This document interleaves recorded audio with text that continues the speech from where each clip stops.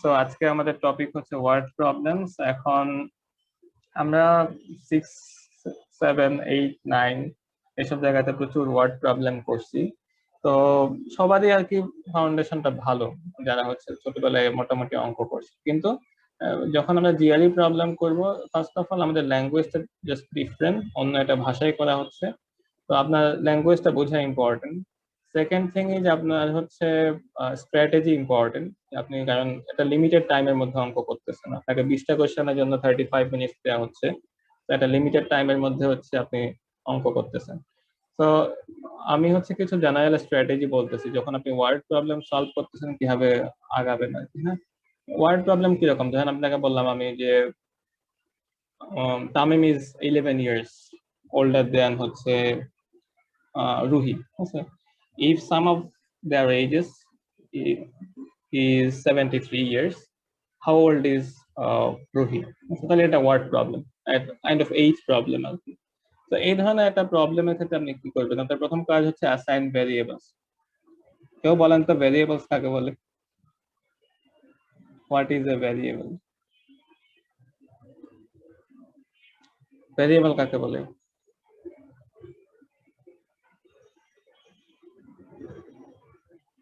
কি ব্যাপার, এই জেমি বলো তো ভেরিয়েবল কাকে বলে?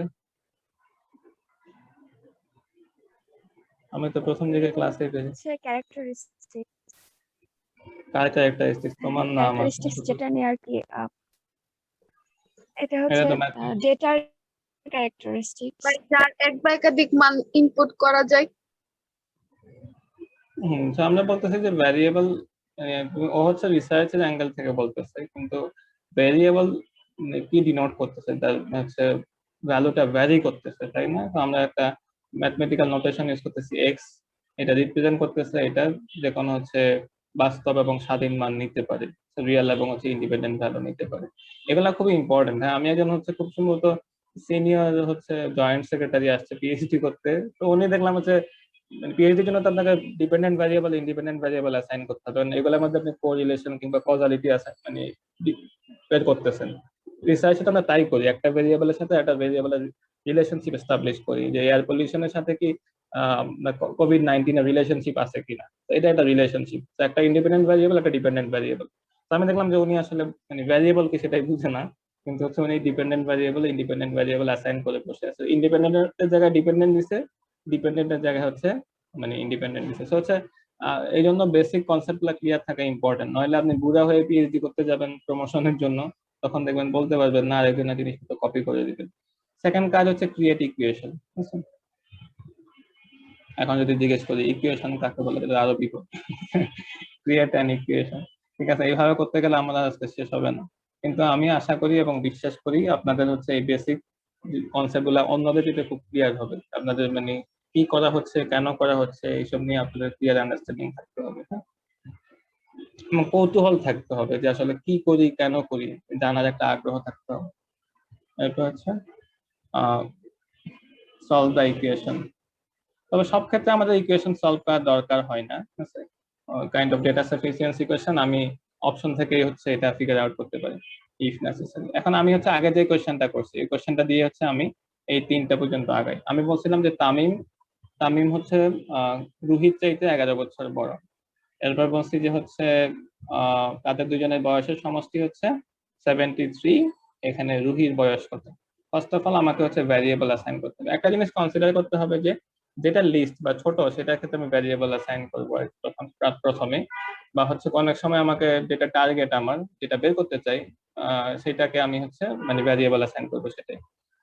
এখানে হচ্ছে বলছে যে তামিম হচ্ছে 11 বছরের বড় রুহির চাইতে, তাহলে রুহির বয়স অবভিয়াসলি ছোট, তাহলে রুহিকে আমি হচ্ছে এক্স ইউজ করলাম। কেন আমি রুহির ক্ষেত্রে এক্স ইউজ করলাম, তামিমের ক্ষেত্রে করলাম না? বললাম যে একটা জিনিস কনসিডার করা উচিত, সেটা হচ্ছে যে যেটা ছোট। বলেন।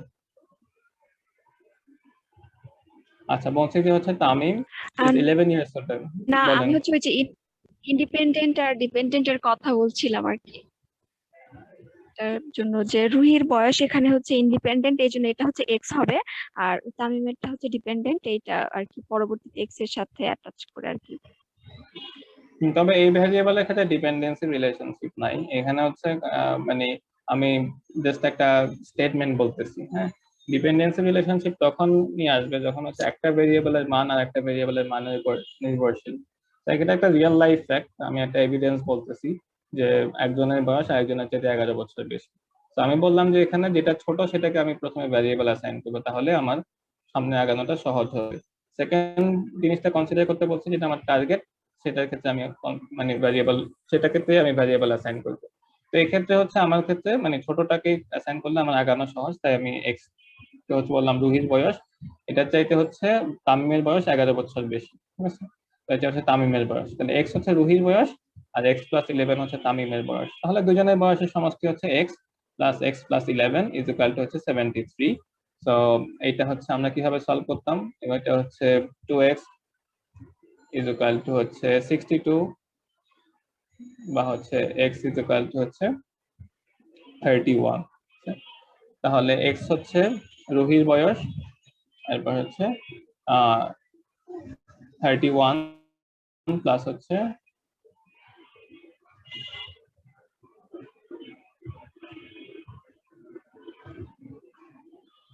আমি ক্যালকুলেশনের কথা ভুল করছি, বললাম হচ্ছে রুহির বয়স হচ্ছে এক্স, এরপর তামিমের বয়স হচ্ছে এক্স প্লাস 11, দুজনের বয়সের সমষ্টি হচ্ছে ঠিক আছে, তাহলে x plus 11 is equal to হচ্ছে 42, তাহলে 42 প্লাস 31 ইজ ইকুয়াল টু হচ্ছে 6। এখন এই প্রবলেমটা যখন পরীক্ষা হলে সলভ করব আরো দ্রুত সলভ করা যায়। হ্যাঁ, কিভাবে করা যেতে পারে,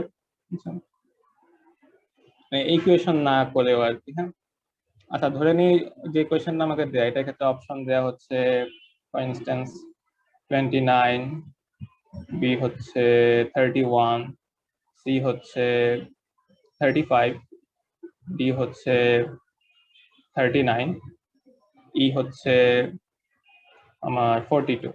এখন আমি বললাম যে এই প্রবলেমটা আমি হচ্ছে এরকম ভ্যারিয়েবল অ্যাসাইন না করেও করতে পারি আর কি। হ্যাঁ, তো আচ্ছা, এক হচ্ছে রুহি, এরপর হচ্ছে তামিম। তো অপশন মাঝখান দিয়ে শুরু করি, আমি অপশন দিয়ে হচ্ছে চেক করবো আর কি। হ্যাঁ, তো অপশন সি হচ্ছে 35। আমি কার বয়স আমাকে বের করতে হবে, আমাকে বের করতে বলা হয়েছে যে রুহির বয়স, রুহির বয়স। হ্যাঁ, আমি কোয়েশ্চেনটা আবার বলতেছি, যে বলছে যে তামিম হচ্ছে রুহির চাইতে 11 বছরের বড়, দুজনের বয়সের সমষ্টি হচ্ছে 73, তাহলে রুহির বয়স কত। হ্যাঁ, তাহলে আমি অপশন সি দিয়ে চেক করা স্টার্ট করলাম, তাহলে রুহির বয়স হচ্ছে 35, ঠিক আছে, এন্ড হচ্ছে 35 হলে তামিমের বয়স কত হবে 46, দুজনের বয়সের সমষ্টি কত হলো এখন 35 প্লাস 46 81, তাহলে হলো না, তাহলে আনসার অপশন সি হবে না।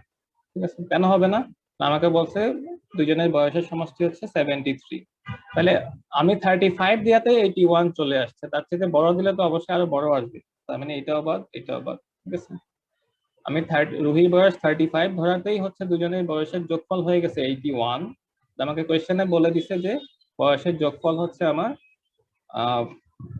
73, তাহলে 35 এর চেয়ে বড় ধরলে অবশ্যই হচ্ছে হবে না, এই জন্য আমি ডি এবং ই অপশনটাও হচ্ছে এলিমিনেট করলাম।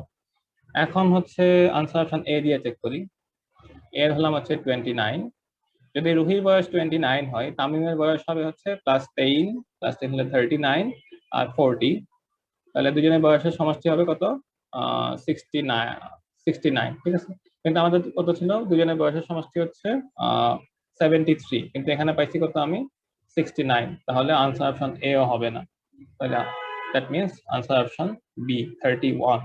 এটা আপনি আবার ক্রস চেক করতে পারেন, কিন্তু পরীক্ষা হলে ক্রস চেক করার দরকার নাই। আমি যে প্রসিডিউরে এই ম্যাথটা সলভ করলাম এটাকে বলা হয় প্রসেস অফ এলিমিনেশন। কি বললাম, প্রসেস অফ এলিমিনেশন। আপনি যখন হচ্ছে ভার্বালের টেক্সট কমপ্লিশন সলভ করবেন কিংবা সেন্টেন্স ইকুইভ্যালেন্স সলভ করবেন তখন আপনি এরকম প্রসেস অফ এলিমিনেশন ইউজ করেন। তাহলে আমি প্রথমে স্ট্র্যাটেজি দেখাইলাম, ইকুয়েশনের সাহায্যে আপনি হচ্ছে এটা সলভ করছেন, এরপর হচ্ছে এরপর কি করছেন আমি দেখাইলাম যে আপনি ইকুয়েশন না করেও হচ্ছে এরকম একটা ম্যাট্রিক্স করে ইকুয়েশন মানে প্রবলেমটা সলভ করতে। আচ্ছা, কিছু কিছু প্রবলেমের ক্ষেত্রে আপনাকে দেখা যাবে যে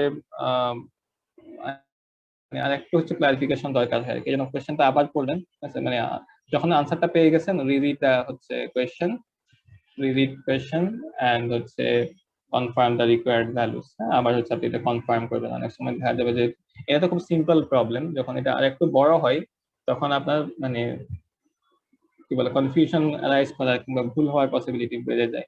তখন আপনি ফাইনালি আবার কোয়েশ্চেনটা করবেন এবং ভ্যালুস গুলা ঠিক মতো অ্যাসাইন করা হয়েছে কিনা আবার চেক করবেন। তাহলে আপনি নিজের ক্ষেত্রে চেক করে দেখবেন যে আমি সেকেন্ড যে মেথডটা দেখাইলাম এটা আপনার ক্ষেত্রে দ্রুত হয় নাকি আপনি ইকুয়েশন দিয়ে সলভ করাটা দ্রুত হয়। আপনার ক্ষেত্রে যেটা কাজ করে আপনি সেটাই করবেন। আর হ্যাঁ, এক একজনের ক্ষেত্রে এক এক রকম ভাবে কাজ করে।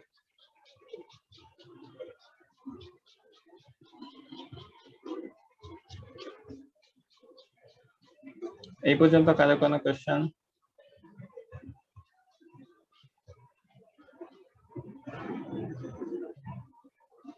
ওকে, মুভিং ফরওয়ার্ড।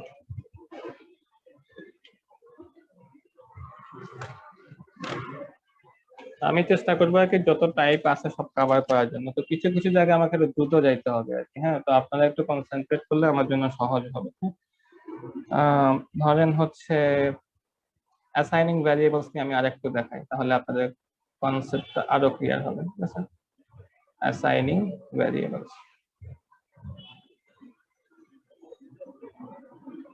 আচ্ছা, আরেকটা প্রবলেম বলি। সাজিদ ভাই ইজ 10 ইয়ার্স ওল্ডার দেন হচ্ছে নিলয়। আচ্ছা, এমনই হবে, নিলয়ের জন্মসাল হয়তো 2000 সালের দিকে। If the sum of their ages is 66, how old is Sajid ভাই? আচ্ছা, তো দেখেন আমরা সাধারণত কি করি এরকম কোয়েশ্চেনের ক্ষেত্রে, আপনি ওয়ার্ড ইকুয়েশনটা লিখতে পারেন ফার্স্ট অফ অল, যে সাজিদ ভাইস এইজ, পুরোটা আমি লিখতেছি না আর কি, সংক্ষেপে আদ্যক্ষর দিয়ে লিখতেছি। নিলয়স এইজ ইজ ইকুয়াল টু হচ্ছে কত বলছিলাম, 66।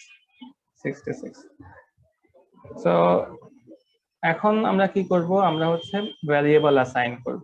আর ভ্যারিয়েবল অ্যাসাইন করার ক্ষেত্রে আমি দুইটা জিনিস কনসিডার করার কথা বলছি। নিলয় বলতো সেই দুইটা জিনিস কি? ভাই আমরা ছোটটার ক্ষেত্রে ভাইয়া ইয়াটা ধরবো, এক্স আমরা যেটা মানটা, এটা আমরা যেটা মানটা ছোট তার কাছে আমরা ইয়াটা ধরবো, ভ্যারিয়েবলটা ধরবো তার উপরে। আর সেকেন্ডটা কি বলছিলাম? সেকেন্ড বলছেন ভাই, তার আমি একটু দেখি।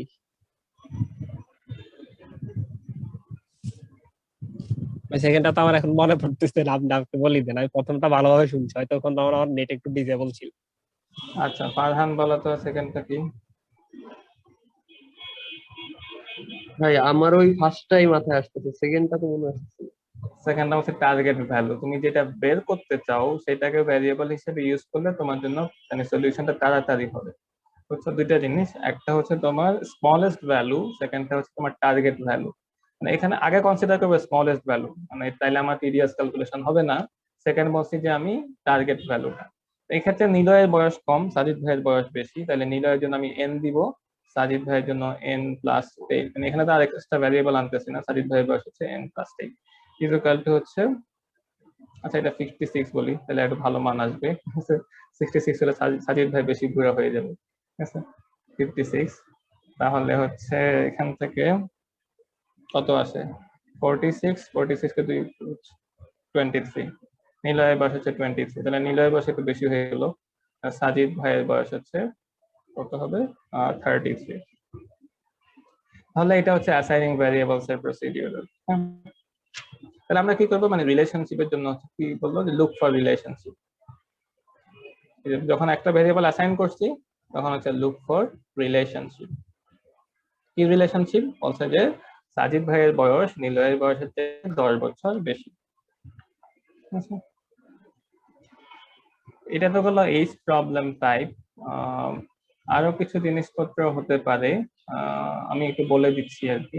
এগুলো আমরা সবাই ছোটবেলায় মানে 6, 7, 8, 9, 10 এর অঙ্কে করে আসছি। আমি আবার একটু মনে করে দিচ্ছি। কি ছিল আমাদের, প্রফিট সমান ছিল কি, বাংলা টার্মগুলো আমার ভালো মনে নাই। প্রফিট সমান হচ্ছে রেভিনিউ মাইনাস হচ্ছে কস্ট। ভাই আমরা যে মুনাফা বা লাভ সমান হচ্ছে মানে মোট বিক্রিত মূল্য মাইনাস হচ্ছে আর কি খরচ বা ক্রয় মূল্য। রেভিনিউ বলতে বোঝাচ্ছে আপনি একটা প্রোডাক্ট মনে করেন 10 টাকা দামের 10টা জিনিস বিক্রি করছেন, 100 টাকা আসছে, 100 টাকা হচ্ছে রেভিনিউ। তো আপনি 100 টাকার জায়গায় হয়তো আপনার এটা কিনতে খরচ হচ্ছে 80 টাকা, 100 মাইনাস 80 ইজ ইকুয়াল টু হচ্ছে প্রফিট 20। এরপর হচ্ছে এই যে বললাম 10 টাকা দিয়ে 10 টাকা জিনিস মানে একটা জিনিসের দাম হচ্ছে 10 টাকা, এরকম 10 পিস আপনি কিনলেন, তাহলে আপনাকে মনে রাখতে হবে total cost is equal two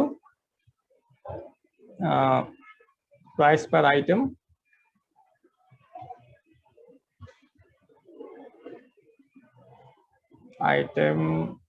into হচ্ছে কোয়ান্টিটি পারচেজ।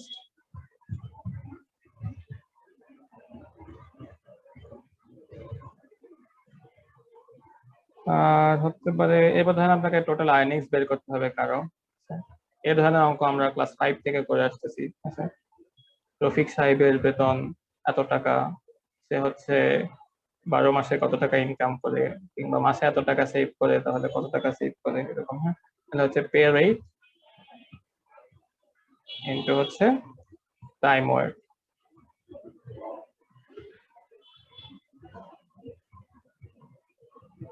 ওকে, লিখছি তো সবাই না?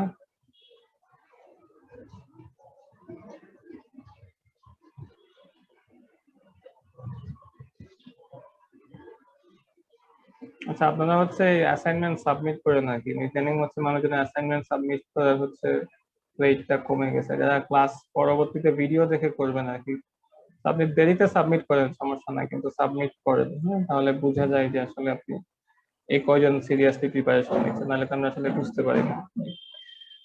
আচ্ছা, কিছু কিছু ক্ষেত্রে আপনি মানে একাধিক ভ্যারিয়েবল ইউজ করতে পারেন আর কি, যে ইউজিং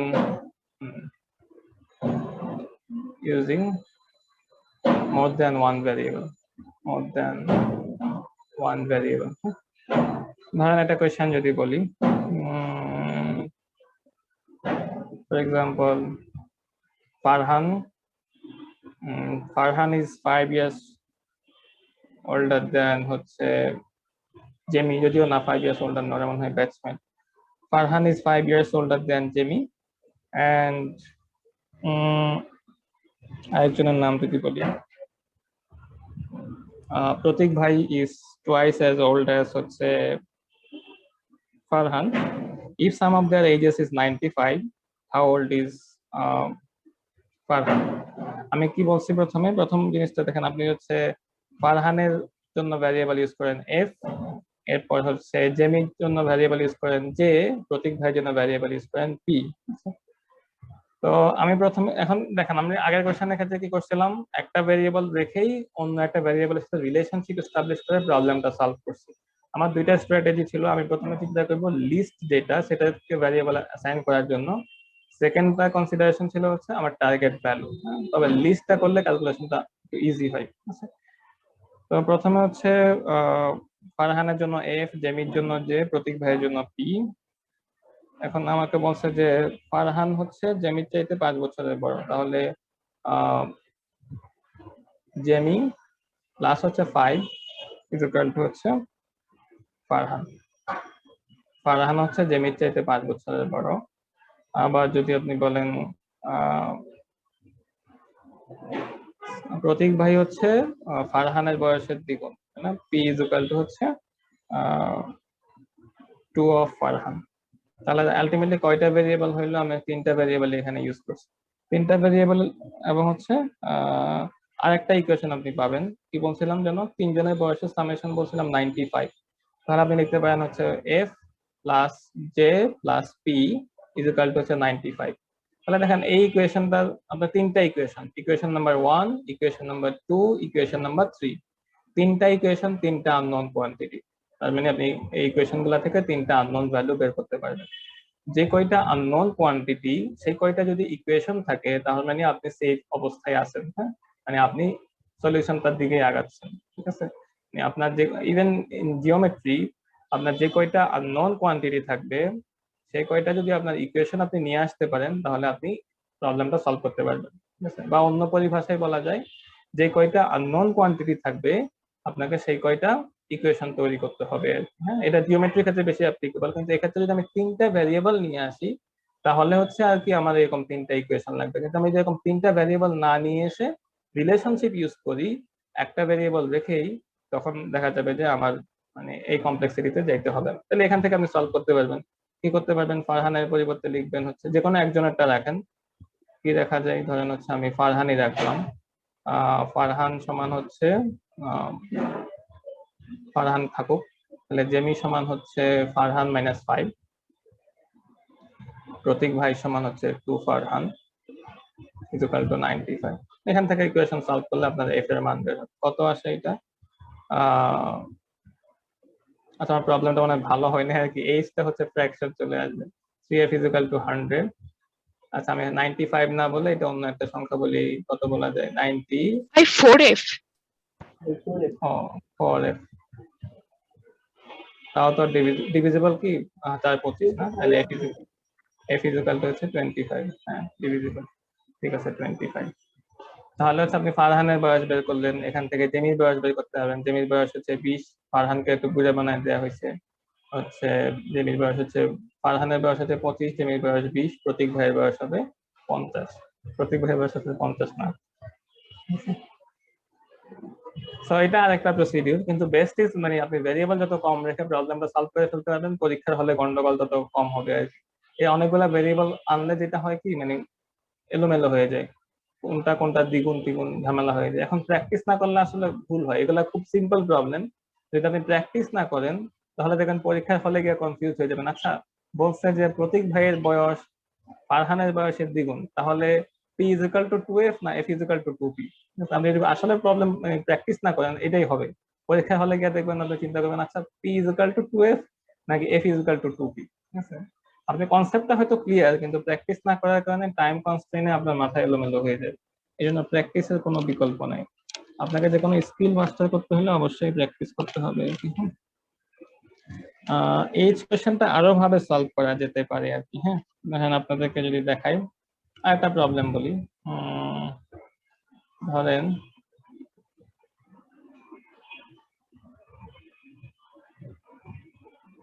আমাদের সাজিদ ভাইয়ের ওয়াইফের নাম হচ্ছে হুমায়রা। তো আমি বললাম যে হুমায়রা ইজ 8 years older দেন হচ্ছে, আমাদের এখানে একজন আছে রিজু আফনান, ও তো এখন কন্টিনিউ করে না। হুমায়রা ইজ 8 years older দেন হচ্ছে Riju. In 4 years Humaira will be twice as old as হচ্ছে Riju. How old is Humaira? আমি বললাম যে হুমায়রা হচ্ছে রিজুর চাইতে 8 বছরের বড়, 4 বছর পরে হুমায়রার বয়স রিজুর বয়সের দ্বিগুণ হবে, এবং হচ্ছে হুমায়রার বয়স কত। মানে এটা আমি হচ্ছে ম্যাট্রিক্স দিয়ে সলভ করতে পারি। রিজু, তারপর হচ্ছে হুমায়রা, এরপর হচ্ছে প্রেজেন্ট এইজ, প্রেজেন্ট, এরপর হচ্ছে, এটা খুবই কুইক মেথড আর কি। হ্যাঁ, আমি যে এত ইকুয়েশন না এনে এটা দিয়ে খুব দ্রুত সলভ করে ফেলতে পারি। In 4 years। আচ্ছা, প্রেজেন্ট হচ্ছে রিজুর বয়সকে বললাম হচ্ছে আর, বলছিলাম কি হুমায়রার বয়স রিজুর বয়সের চাইতে 8 বছর বেশি বলছিলাম না, আর প্লাস 8। এরপর বলছি 4 বছর পরে রিজুর বয়স হবে হচ্ছে আর প্লাস হচ্ছে 4। 4 বছর পরে হুমায়রার বয়স কত হবে, তাহলে আর প্লাস 8 প্লাস হচ্ছে 4। এখন আমাকে একটা রিলেশনশিপের কথা বলছে, কি বলছে যে 4 বছর পরে হুমায়রার বয়স রিজুর বয়সের দ্বিগুণ হবে। তাহলে এই রিলেশনশিপটা দিয়ে আমি একটা ইকুয়েশন এস্টাবলিশ করার চেষ্টা করি।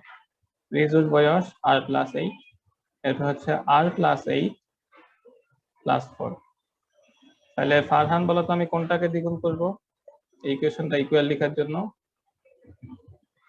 এখনো তো ইকুয়াল হয় নাই, কোনটার সামনে 2 দিব, বাম পক্ষের 2 দিব না ডান পক্ষের 2 দিব? ভাই লেফট হ্যান্ড সাইড।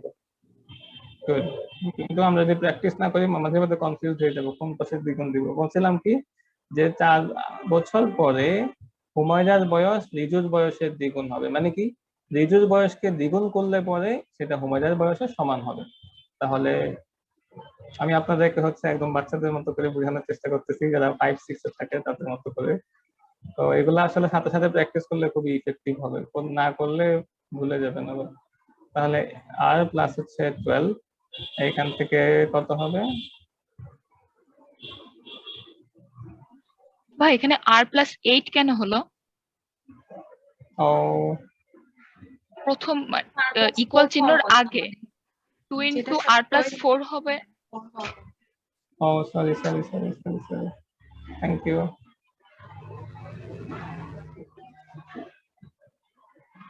r+4 4 দুগুণে 8 না? এখন ঠিক আছে না? হ্যাঁ ঠিক আছে মনে হয়, ঠিক আছে। আর ইজ ইকুয়াল টু হচ্ছে 4, তাহলে রিজুর বয়স হচ্ছে 4 বছর। এটা এখনকার গল্প না, বিশ্বাস করে দেন, আরো অনেক আগের গল্প, ঠিক আছে। রিজু এখনো বড় হয়ে গেছে, হুমায়রাও বড় হয়ে গেছে। তাহলে রিজুর বয়স হচ্ছে 4 বছর। কখন? এটা কিন্তু প্রেজেন্ট টেন্স, ঠিক আছে। আমাকে বলতে হচ্ছে হুমায়রার হচ্ছে এখনকার বয়স কত। তাহলে হুমায়রার বয়স হচ্ছে রিজুর বয়সের চাইতে 4 বছর বেশি। তাহলে হুমায়রা ইজ ইকুয়াল টু হচ্ছে রিজু প্লাস 4, তাহলে 4 + 4 ইজ ইকুয়াল টু হচ্ছে 8। এটা হচ্ছে তখনকার গল্প যখন হচ্ছে হুমায়রার বয়স 8 বছর ছিল, রিজুর বয়স হচ্ছে 4 বছর ছিল। ঠিক আছে, মুভিং ফরওয়ার্ড। বুঝছি তো সবাই আমরা এটা, না? কেউ না বুঝলে বলেন, আবার বলবো, সমস্যা না। ওকে, তার মানে যেটা বুঝতে পারছেন যে আপনাকে একটা টেবিল বানাইতে হবে এরকম, ঠিক আছে। এবারে টেবিল বানাইতে হবে, টেবিল থেকে আপনি ইকুয়েশন বানাবেন, ইকুয়েশন বানায় সলভ করবেন আর কি।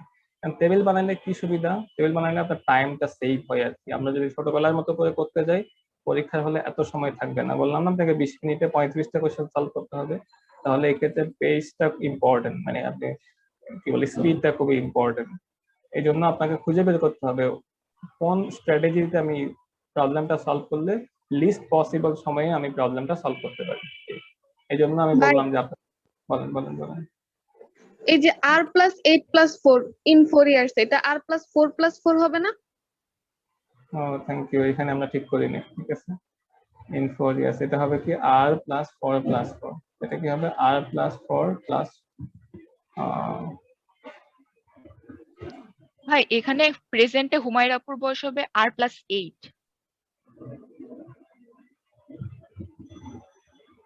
আচ্ছা আমি আবার সেটা লিখি, জাস্ট আ সেকেন্ড। কোশ্চেনটা কি বলছিলাম হচ্ছে রিজুর বয়স হচ্ছে চাইতে হুমায়ুনের বয়স 4 বছর বেশি, 8 বছর বেশি বলছি, 8 বছর বেশি বলছিলাম আমি, 8 বছর বেশি বলছিলাম না? এই প্রশ্ন বানাতে থেকে এলোমেলো হয়েছে না? r+8, তাহলে হচ্ছে এখানে r+8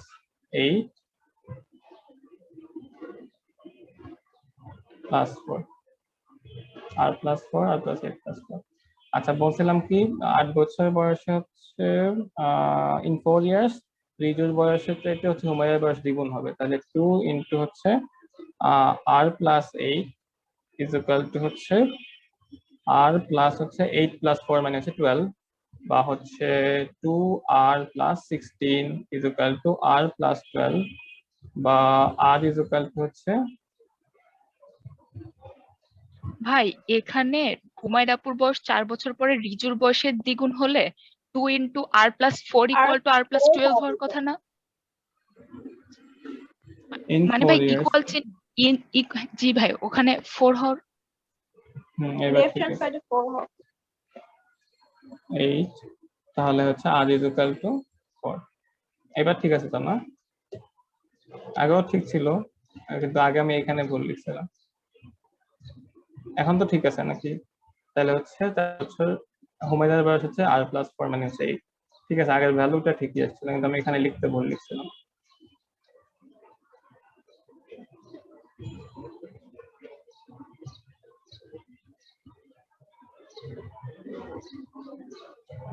আচ্ছা এরপর হচ্ছে কিছু কোয়েশ্চেন থাকে মোশন রিলেটেড। এই ধরনের কোয়েশ্চেন আমরা 7 কি 8 এর বইতে ছিল, যে হচ্ছে এটাকে বলা যেতে পারে মোশন কোয়েশ্চেন। মোশন কোয়েশ্চেনের ক্ষেত্রে কয়েকটা জিনিস আমাদের দরকার। ফার্স্ট অফ অল হচ্ছে ডিসটেন্স। সাধারণত দেখা যায় যে ডিসটেন্সের ক্ষেত্রে ইউনিট ব্যবহার করে হচ্ছে মাইলস, এরপর ব্যবহার করে হচ্ছে কিলোমিটার, পুরোটা আমি লিখতেছি না, ফিট, এরপর হচ্ছে মিটার, এরপর হচ্ছে রেটের ক্ষেত্রে ব্যবহার করে হচ্ছে মাইলস পার আওয়ার, পুরোটা লিখতেছি না, মাইলস পার আওয়ার,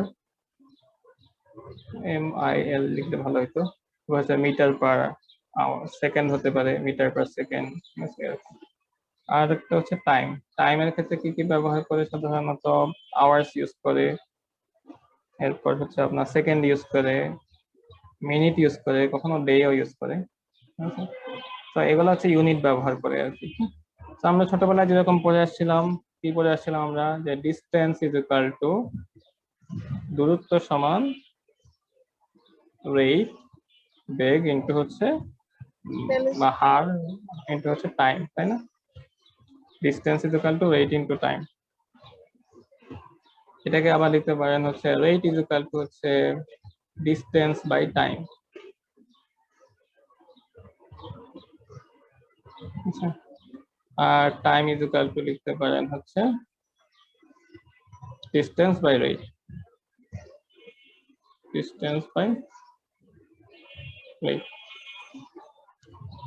এখানে দেখেন এই জিনিসটাকে আমি একটু সুন্দর করে যদি লিখি, এই রেটটাকে এই পাশে নিয়ে এসে, এটা মানে মনে রাখার জন্য আর কি, ডিস্টেন্স, এরপর হচ্ছে রেট, এরপর হচ্ছে টাইম। তাহলে আপনি লিখতে পারেন ডি আর টি। তাহলে আপনাকে এতটুকু মনে রাখলেই চলবে, D is equal to R টি। এতটুকু মনে রাখলেই চলবে যে D is equal to R টি। এটাকে বলা যেতে পারে ডার্টি, আর ডার্টি সূত্র, এভাবে মনে রাখতে পারেন। হ্যাঁ, মানে মনে রাখার জন্য আর কি, যে dirty, D is equal to, D is equal to, I for is equal to R T. এটা একটা ডার্টি সূত্র, D is equal to R T. আচ্ছা, আমি হচ্ছে ধরেন কয়েকটা এক্সাম্পল দিয়ে বলতে পারি। ডিস্টেন্সের ক্ষেত্রে ধরেন আপনাকে বললো যে 30 মাইলস পার আওয়ার বেগে হচ্ছে একটা গাড়ি চলতেছে, এটা ধরেন 5 আওয়ার চলছে, তাহলে ডিস্টেন্স কত হবে? তখন আপনি কি লিখবেন, যে ডি ইজ ইকুয়াল টু হচ্ছে 30 মাইলস পার আওয়ার, 5 আওয়ার্স চলছে, মানে হচ্ছে 150। ঠিক আছে, কোনো কোয়েশ্চেন আপনার ধরেন রেট জানতে চাইলো, যে একটা গাড়ি হচ্ছে বা কোনো একটা একটা ধরেন কিছু একটা চলতেছে খুব ধীরে ধীরে এরকম, যেটা হচ্ছে এটা ধরেন গাছের ক্ষেত্রে অনেক সময় স্থানান্তর হয়, কি যারা বোটানি মানুষজন তারা জানে যে কিছু কিছু অঞ্চলের গাছ আছে তাদের হচ্ছে মানে ডিসপ্লেসমেন্ট হয় আর কি। হ্যাঁ, এখানে ফারহান মনে হয় বোটানের। তাহলে ধরেন আমরা ধরলাম যে তারা 25 বছরে 75 মিটার হচ্ছে ডিসপ্লেসমেন্ট পেলাম, তাহলে তার ওই গাছটার ডিসপ্লেসমেন্ট হচ্ছে 3 মাইল পার হচ্ছে ইয়ার, প্রত্যেক ইয়ারে। মাইল না মিটার বলি, গাছ যেহেতু বলছি, মিটার, মিটার্স পার হচ্ছে ইয়ার, 3 মিটার্স পার ইয়ার। এই গাছটা বছরে 3 মিটার করে হচ্ছে তার ডিসপ্লেসমেন্ট হচ্ছে, অরিজিনাল জায়গা থেকে সরে গেছে। আবার টাইমও বের করতে পারে, ধরেন আমি বললাম যে একটা গাড়ি হচ্ছে 10 কিলোমিটার পার সেকেন্ড বেগে যাচ্ছে, 10 কিলোমিটার পার হচ্ছে ধরেন আওয়ার বেগে যাচ্ছে, সেকেন্ড হতে বেশি হয়ে যায়, এবং সেটা 800 কিলোমিটার গেল, তাহলে টাইম কত? তাহলে আপনি এখানে লিখতে পারেন যে 800 ডিভাইডেড বাই কত বলছিলাম, 10, তাহলে ইকুয়াল টু হচ্ছে টাইম লাগছে তার 80 সেকেন্ড। ঠিক আছে, তাহলে বেসিক কনভার্সন। তাহলে মূল জিনিসটা কি? মূল জিনিস হচ্ছে dirty, D is equal to R টি।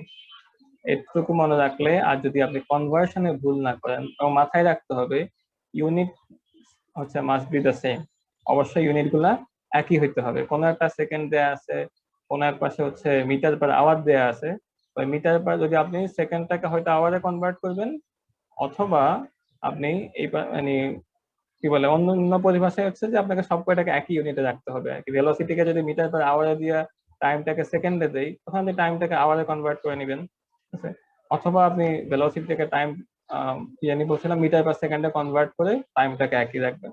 মানে মূল কথাটা হচ্ছে এরকম, যখন আপনি করতে যাবেন মাথায় রাখতে হবে যে ইউনিট গুলা যেন একই হয়। ঠিক আছে, একই বলতে মানে হচ্ছে ধরেন আপনারা হচ্ছে বলে স্ট্যান্ডার্ড একক গুলো পড়ে আসছেন না ছোটবেলায়, ওই একক এককের যাতে হচ্ছে তারতম্য না হয় আর কি।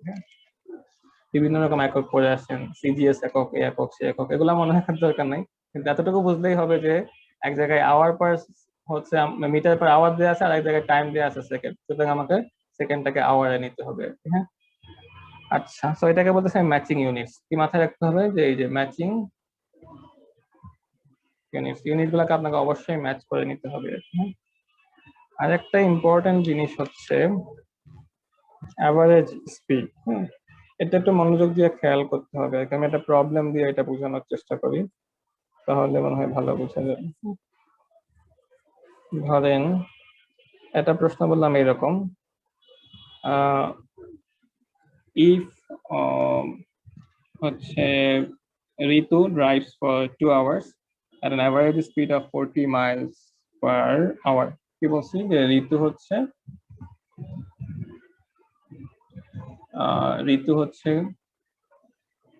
ঋতু 2 ঘন্টা গাড়ি চালায়, 2 hours। অ্যাভারেজ স্পিড বলছিলাম কত ঋতুর? অ্যাভারেজ স্পিড হচ্ছে আপনার 40 miles per hour, 40 miles per hour। তারপর হচ্ছে ঋতু হচ্ছে আবার 3 hour গাড়ি চালাইলো, অ্যাভারেজ স্পিড অফ হচ্ছে 60 miles per hour।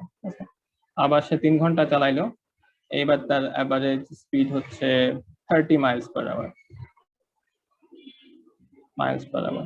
এখন যদি আপনাকে জিজ্ঞেস করে what is her average speed of our entire trip, তাহলে ঋতুর হচ্ছে পুরা ড্রাইভে অ্যাভারেজ স্পিড কত বলেন তো?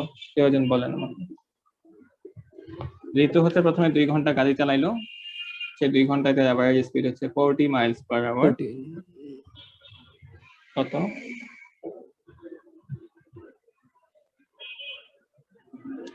প্রথমে 2 ঘন্টা চালাইছে 40 miles per hour। 34 I guess। কত আসছে বুঝি নাই।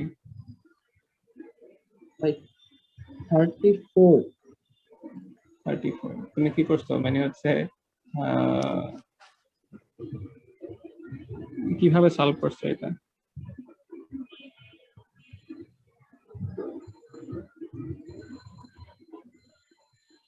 বাকিরা চেষ্টা করি। ভাই 14 miles per hour। 14 না, এখন যদি আমরা কি করি, আমরা যদি হচ্ছে চিন্তা করি ও দুইটা এখানে আমাকে স্পিড অ্যাভারেজ স্পিড দেয়া আছে, দুইটা স্পিড দেয়া আছে, দুইটা টাইম দেয়া আছে, ঠিক আছে? ভাই আমি এটা তো হচ্ছে বলো। ভাই আমি হচ্ছে ওই যে 2 hour আর 40 miles এটাকে হচ্ছে কতখানি গেছে এটা বের করছি, তারপর 3 hours 30 mile কতখানি গেছে দুইটা প্লাস করে দেন হচ্ছে 5 hour দিয়ে ভাগ করছি। কত আসছে তোমার আনসার? 34। একটা হচ্ছে 40 miles per hour, এটা হচ্ছে 30। আচ্ছা ঠিক আছে। আচ্ছা এখন হচ্ছে কেউ কি করতে পারি আমরা 40 প্লাস হচ্ছে 30 ডিভাইড বাই 2 করতে পারি। কি করতে চিন্তা করে ও যে এখানে একটা স্পিড দেয়া আছে, এখানে একটা স্পিড দেয়া আছে, দুইটা স্পিড যোগ করে দিই, যেহেতু দুইটা স্পিড এটাকে 2 দিয়ে ভাগ করে দিলেই তো অ্যাভারেজ হয়ে যাবে। এটা করলে হবে না। কেন হবে না? কারণ অ্যাকচুয়ালি কিন্তু এটা অ্যাভারেজ স্পিড ইন্ডিকেট করতেছে না, ঠিক আছে? আপনি যদি এটা হচ্ছে এতটুকু গেলেন আবার এতটুকু গেলেন, এটা যদি আপনি এটাকে আর এটাকে যোগ করে 2 দিয়ে ভাগ করেন, সেটা আসলে ওই গাড়িটার অ্যাকচুয়াল অ্যাভারেজ স্পিড ইন্ডিকেট করতেছে না। অ্যাভারেজ স্পিড বলতে কি বোঝাচ্ছে? টোটাল ডিস্টেন্স যাইতে তার টোটাল ডিস্টেন্স আপনি টোটাল টাইম দিয়ে ভাগ করলে যে স্পিডটা পাবেন সেটাকে বলতেছে এন্টায়ার ট্রিপের অ্যাভারেজ স্পিড। কিন্তু আপনি কি করছেন? এই স্পিডটা এবং এই স্পিডটাকে যোগ করে 2 দিয়ে ভাগ করে দিচ্ছেন, কিন্তু সেটা অ্যাকচুয়ালি আপনার ওই ঋতুর হচ্ছে অ্যাভারেজ স্পিডটাকে ইন্ডিকেট করতেছে না। তাহলে আপনাকে যেটা করতে হবে সেটা হচ্ছে যে d1 ইজ ইকুয়াল টু হচ্ছে 40 miles per hour। ফারহান যেটা বললো যে 40 into 2, আমি একক লিখতেছি না, 80। এবার হচ্ছে d2 ইজ ইকুয়াল টু হচ্ছে 30 into 3 ইজ ইকুয়াল টু হচ্ছে 90। তাহলে আপনার কাজ কি? আপনি জানেন যে অ্যাভারেজ স্পিড সমান total distance by total time. কি বললাম? Average speed is equal to হচ্ছে total distance by total time. তাহলে টোটাল ডিস্টেন্স হচ্ছে কত? 90 প্লাস হচ্ছে 80, 170। এটাকে হচ্ছে 5 দিয়ে ভাগ করব। কেন 5 দিয়ে ভাগ করছি? 2 যোগ 3 সমান সমান 5। তাহলে 3 5 15, এটা হচ্ছে 4 5 20, 34 মাইলস পার আওয়ার। কেউ কি আছে এটা বুঝি নাই কেন আমি এরকম total distance by total time করলাম? কেউ থাকলে বলেন, আমি আবার বুঝাবো, কোনো সমস্যা নাই। ভাই আমরা 40 প্লাস 30 যোগ করে 5 দিয়ে ভাগ করছি, যে এটা কেন হয় নাই? হয়েছে তো 34। ঠিক আছে, তো তোমার কত আসছিল আনসার? ভাই আমার আসছে 14। আমি তো টোটাল ডিসটেন্স আপনার 40 আর 30 যোগ করে 5 দিয়ে ডিভাইড করে দিচ্ছি। ও, তাহলে তুমি যে আমি একটু আগে যে কথাটা বলছি সেটা শোনো নাই। আমি বলছি যে অ্যাভারেজ স্পিড কাকে বলে, তোমাকে আগে ডেফিনেশন জানতে হবে। অ্যাভারেজ স্পিড মানে একটা বাহনের বা তুমি হেঁটে যাও, টোটাল অ্যাভারেজ স্পিড মানে হচ্ছে টোটাল এরিয়া কাভার বা total distance cover divided by total time. বুঝছো? অ্যাভারেজ স্পিড মানে কিন্তু দুইটা স্পিডের যোগ ডিভাইডেড বাই টাইম না। তুমি কি করছো, তুমি হচ্ছে 40 মানে একটা স্পিড, আবার আর একটা স্পিড, একটা অ্যাকচুয়ালি ভেলোসিটি বললে ভালো শোনায়, আর একটা হচ্ছে যোগ করছো, যোগ করে সেটা টাইম দিয়ে ভাগ করছো, এটা আসলে মিনিংলেস। তুমি দুইটা মানে বেগকে সময় দিয়ে ভাগ করলে কি পাওয়া যায়? বেগকে সময় দিয়ে ভাগ করলে অ্যাক্সিলারেশন পাওয়া যায়, ত্বরণ পাওয়া যায়। বুঝছো? তোমাদের তো অ্যাক্সিলারেশন বের করতে বলে নাই, আমাদেরকে বের করতে বলছে অ্যাভারেজ স্পিড। অ্যাভারেজ স্পিড কাকে বলে? Total distance by total time. তাহলে আগে তো তোমাকে ডিস্টেন্স বের করে নিতে হবে। ডিরেক্ট তোমাকে ডিস্টেন্স দেয়া নাই, কি দেয়া আছে? তোমাকে রেট দেয়া আছে এবং টাইম দেয়া আছে। একটু আগে আমরা যখন সূত্রগুলো শিখছি তখন দেখছি ডিস্টেন্স সমান রেট ইনটু টাইম, এই যে বের করলাম প্রথম ডিস্টেন্স। আবার পরবর্তীতে ঋতু আবার আরো একটু ড্রাইভ করছে, distance is equal to rate into time 90, দুইটাকে যোগ করলাম, যোগ করে হচ্ছে সবাই দিয়ে ভাগ করলাম। বুঝতে পারছো নিলয়? জি ভাই এবার বুঝতে পারছি। ঠিক আছে, তাহলে definition, conceptual clarity important. Average speed কাকে বলে? Total distance by total time. তাহলে আমার কাজ হচ্ছে প্রথমে টোটাল ডিস্টেন্স এবং টোটাল টাইম বের করা, তারপরে এটা আমি বসাইলেই মানটা পেয়ে যাব। ঠিক আছে, এরকম আরো অনেক প্রবলেম হতে পারে, যে আমি তো জাস্ট মানে ঋতু দুইবার ড্রাইভ করছে এটা দেখাইলাম, মাল্টিপল ট্রাভেলার্স থাকতে পারে। হ্যাঁ, তো এরকম আর কি আমরা চিন্তা ভাবনা করব, যদি মাল্টিপল ট্রাভেলার থাকে তখন কিভাবে সলভ করা যায়। এখন যদি আপনি নিজে সলভ করেন তখন প্রবলেম গুলা ফেস করবেন এবং এটার সাথে রিলেট করে করতে পারবেন, কিন্তু পরবর্তীতে অনেকদিন পরে করলে যেটা হবে যে মনে থাকবে না এবং হচ্ছে মানে ভুলে যাবেন যে এটার সাথে রিলেট করা যেতে পারতো আর কি। আচ্ছা, এরপর হচ্ছে কি হতে পারে? একটা প্রবলেম হতে পারে এরকম শ্রিঙ্কিং এন্ড হচ্ছে এক্সপ্যান্ডিং, এটা খুব ভালো প্রবলেম।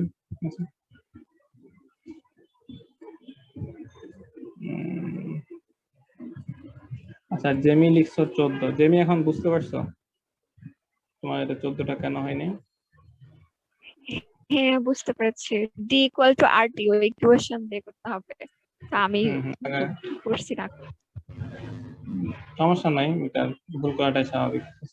তো প্রথম কাজটা হচ্ছে তোমাকে আগে বের করে নিতে হবে টোটাল ডিস্টেন্সটা কত, তারপর হচ্ছে এটাকে টাইম, টোটাল টাইম দিয়ে ভাগ করতে হবে। আরেক টাইপের প্রবলেম দেই, সেটা হচ্ছে শ্রিঙ্কিং আর হচ্ছে এক্সপ্যান্ডিং।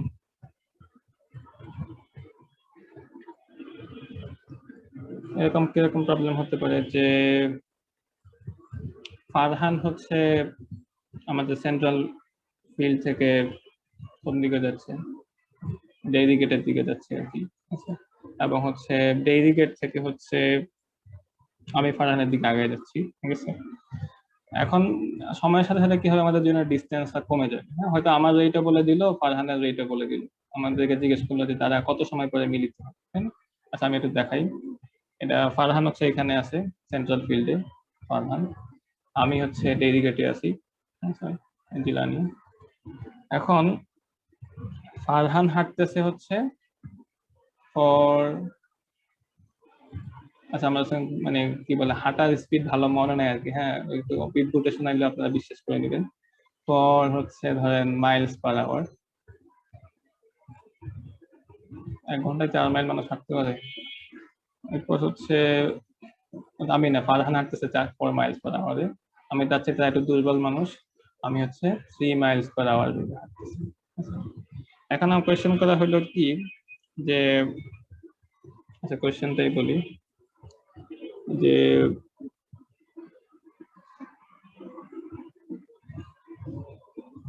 আচ্ছা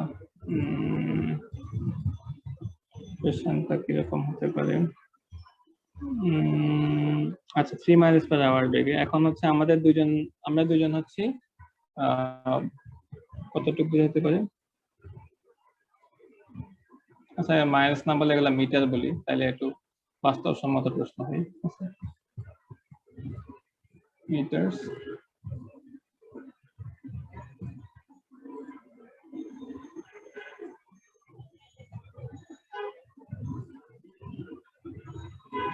তাহলে আমরা দুজন হচ্ছে পরস্পর 42 মিটার দূরে আছি। হ্যাঁ, তাহলে হচ্ছে আমরা কত সময় পরে মিলিত হব বলেন আপনারা? বললাম যে ফারহান সেন্ট্রাল ফিল্ড থেকে 4 মিটার পার আওয়ার বেগে হাঁটতেছে, আর আমি হচ্ছি ব্যারিগেট থেকে 3 মিটার পার আওয়ার বেগে হাঁটতেছে। আমাদের দুজনের ডিস্টেন্স হচ্ছে 42 মিটার। কোয়েশ্চেনটা হচ্ছে আমরা দুজন কত সময় পরে মিলিত হব? মানে যখন যাত্রা শুরু করছি কি দুজন একসাথে যাত্রা স্টার্ট করছি, যাত্রা শুরু হচ্ছে কত সময় পরে মিলিত হব?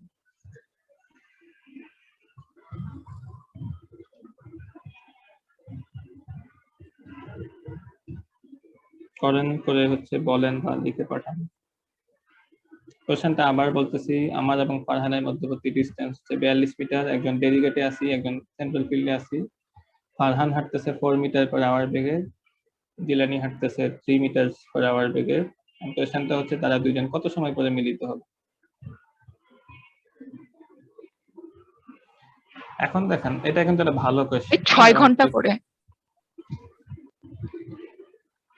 6 ঘন্টা পরে। গুড। কিভাবে কোশ্চেন বলেন? ভাই 40 প্লাস 3t ইকুয়াল টু 42, মানে দুইজনই সেম টাইমে হাঁটার পরেই তো মিলিত হবে, সেই কারণে ভাই দূরত্ব বের করে যোগ করেছে।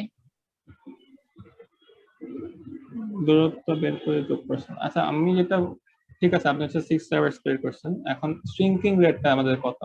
মানে আমাদের প্রত্যেক ঘন্টায় আমাদের হচ্ছে ডিসটেন্স কত করে কমতেছে? আচ্ছা চ্যাটে যারা লিখছেন 6 আওয়ার্স মিম লিখছো, ওকে। আমাদের ক্ষেত্রে হচ্ছে শ্রিঙ্কিং রেটটা ফারহানের হচ্ছে 4, মানে ফারহান হাঁটতেছে 4 মিটার পার আওয়ার বেগে, আমি হাঁটতেছি 3 মিটার পার আওয়ার বেগে। তাহলে আমাদের শ্রিঙ্কিং রেট হচ্ছে 7 metre per hour. 7 metre per hour, 7 metre per hour. Shrinking rate মানে কি মানে প্রতি ঘন্টায় আমাদের ডিস্টেন্স কমতেছে কত? 7 মিটার করে। তাহলে ডিস্টেন্স 42 মিটার কমতে কত সময় লাগবে সেটা আমাদের জানা দরকার।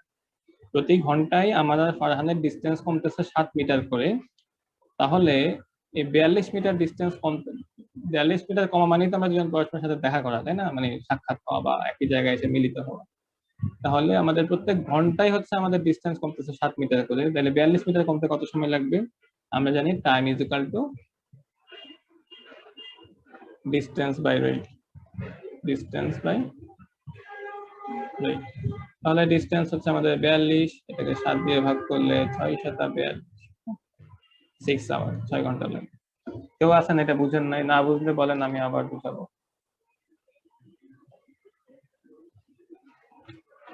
নিলয় বুঝছো?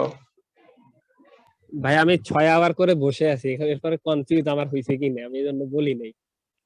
তাহলে খুবই ভালো, তোমার অনেক উন্নতি হচ্ছে। দেখছেন নিলয় 49 না নিলয়? জি ভাই।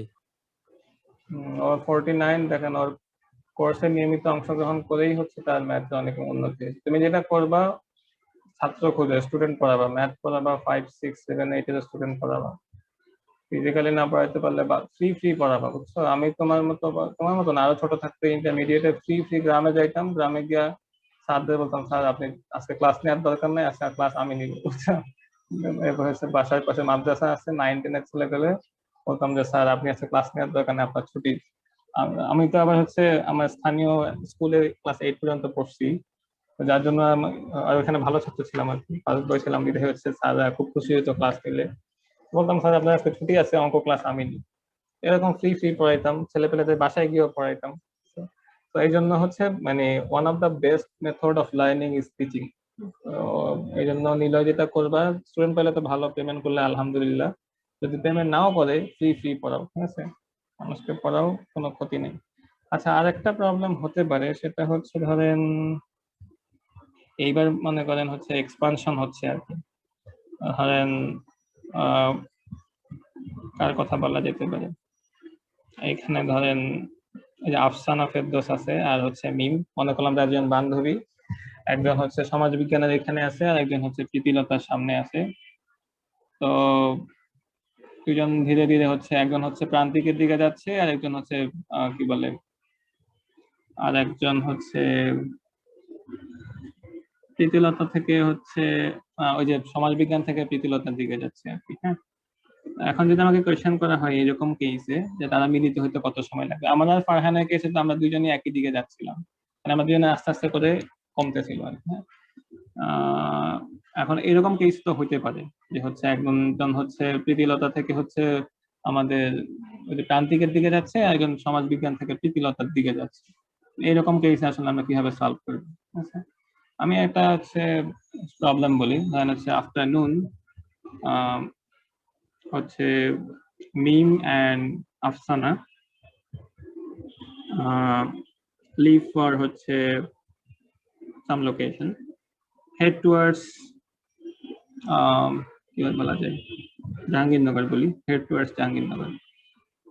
If meme travels at 40 miles per hour, কি বলছি meme হচ্ছে 40 miles per hour বেগে যায়, and হচ্ছে Afsana travels at 30 miles per hour. Afsana travels at 30 miles per hour. How far apart they will be in 4 hours? 4 ঘন্টা পরে তারা হচ্ছে মানে কত দূরত্বে থাকবে? এবার ধরেন যে দুইজনই আর কি শুরু করছে ধানমন্ডি থেকেই। ধরেন আপনার মিম হচ্ছে আসাদ গেট থেকে একটা ভার্সিটি বাসে উঠছে, এরপর হচ্ছে আফসানা একটা ভার্সিটি বাসে উঠছে।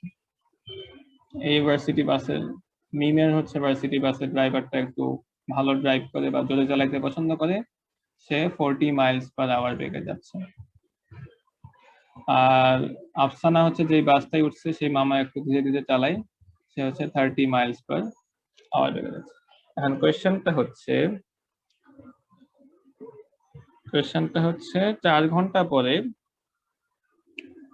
তারা কত দূরত্বে থাকবে, মানে পরস্পরের মধ্যে দুইটা বাসের মধ্যে ডিসটেন্স কত হবে?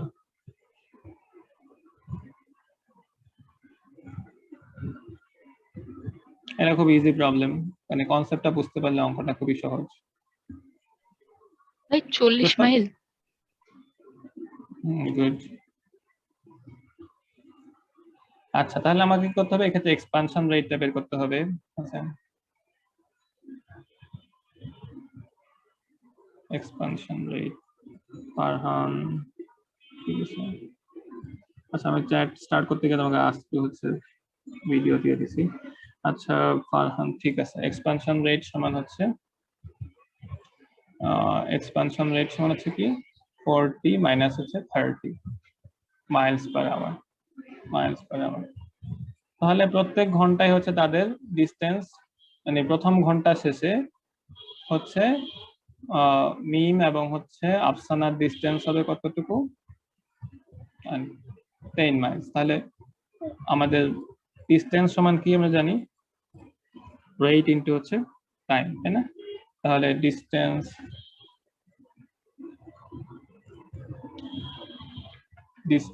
সমান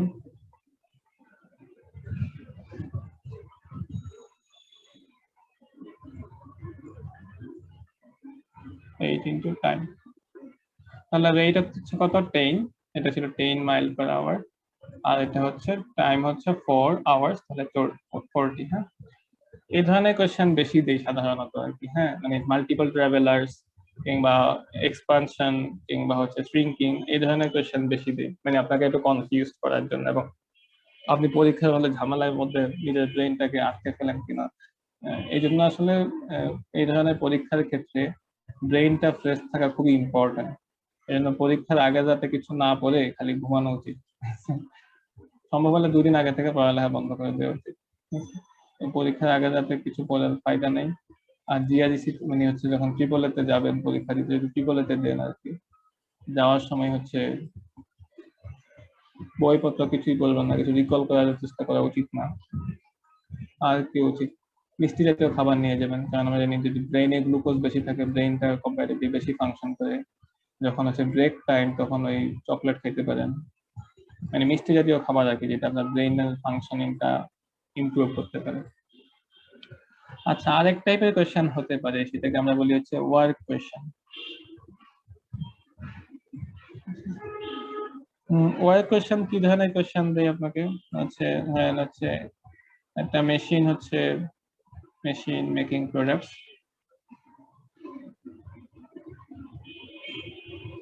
এরপর হতে পারে আপনার ওই যে লন হচ্ছে ইয়া করে, এটাকে বলা যেতে পারে হচ্ছে পিপল। এটা আরো অন্যভাবেও দিতে পারে যে ময়িং হচ্ছে দা লন। আর কি হতে পারে, ওই যে পাম্প খালি করা, ঠিক আছে, পাম্প এমপ্টিং, এরকম কোশ্চেন। এগুলো আমরা ছোটবেলায় দেখে আসছিলাম। আচ্ছা, পাম্পস এমপ্টিং।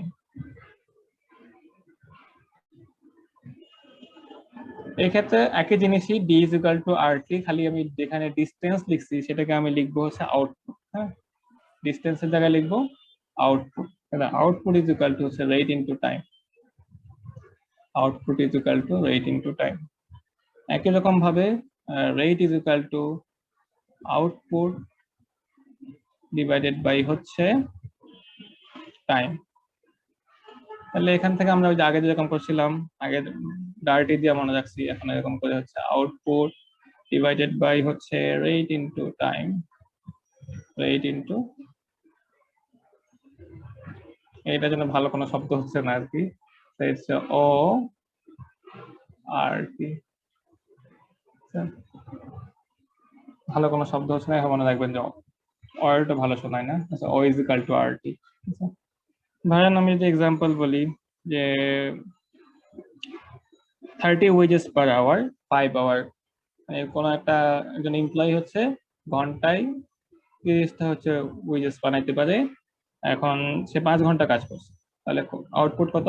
30 ইন্টু 5, ওটা হচ্ছে 150টা সে ওয়েজেস বানাইছে। হ্যাঁ, আর একটা কোশ্চেন হতে পারে যে আরেকজন এমপ্লয়ি সে হচ্ছে আপনার 75টা ওয়েজেস বানায় হচ্ছে 5 ঘন্টায়, খুবই অলস, তাইলে হচ্ছে রেটটা হবে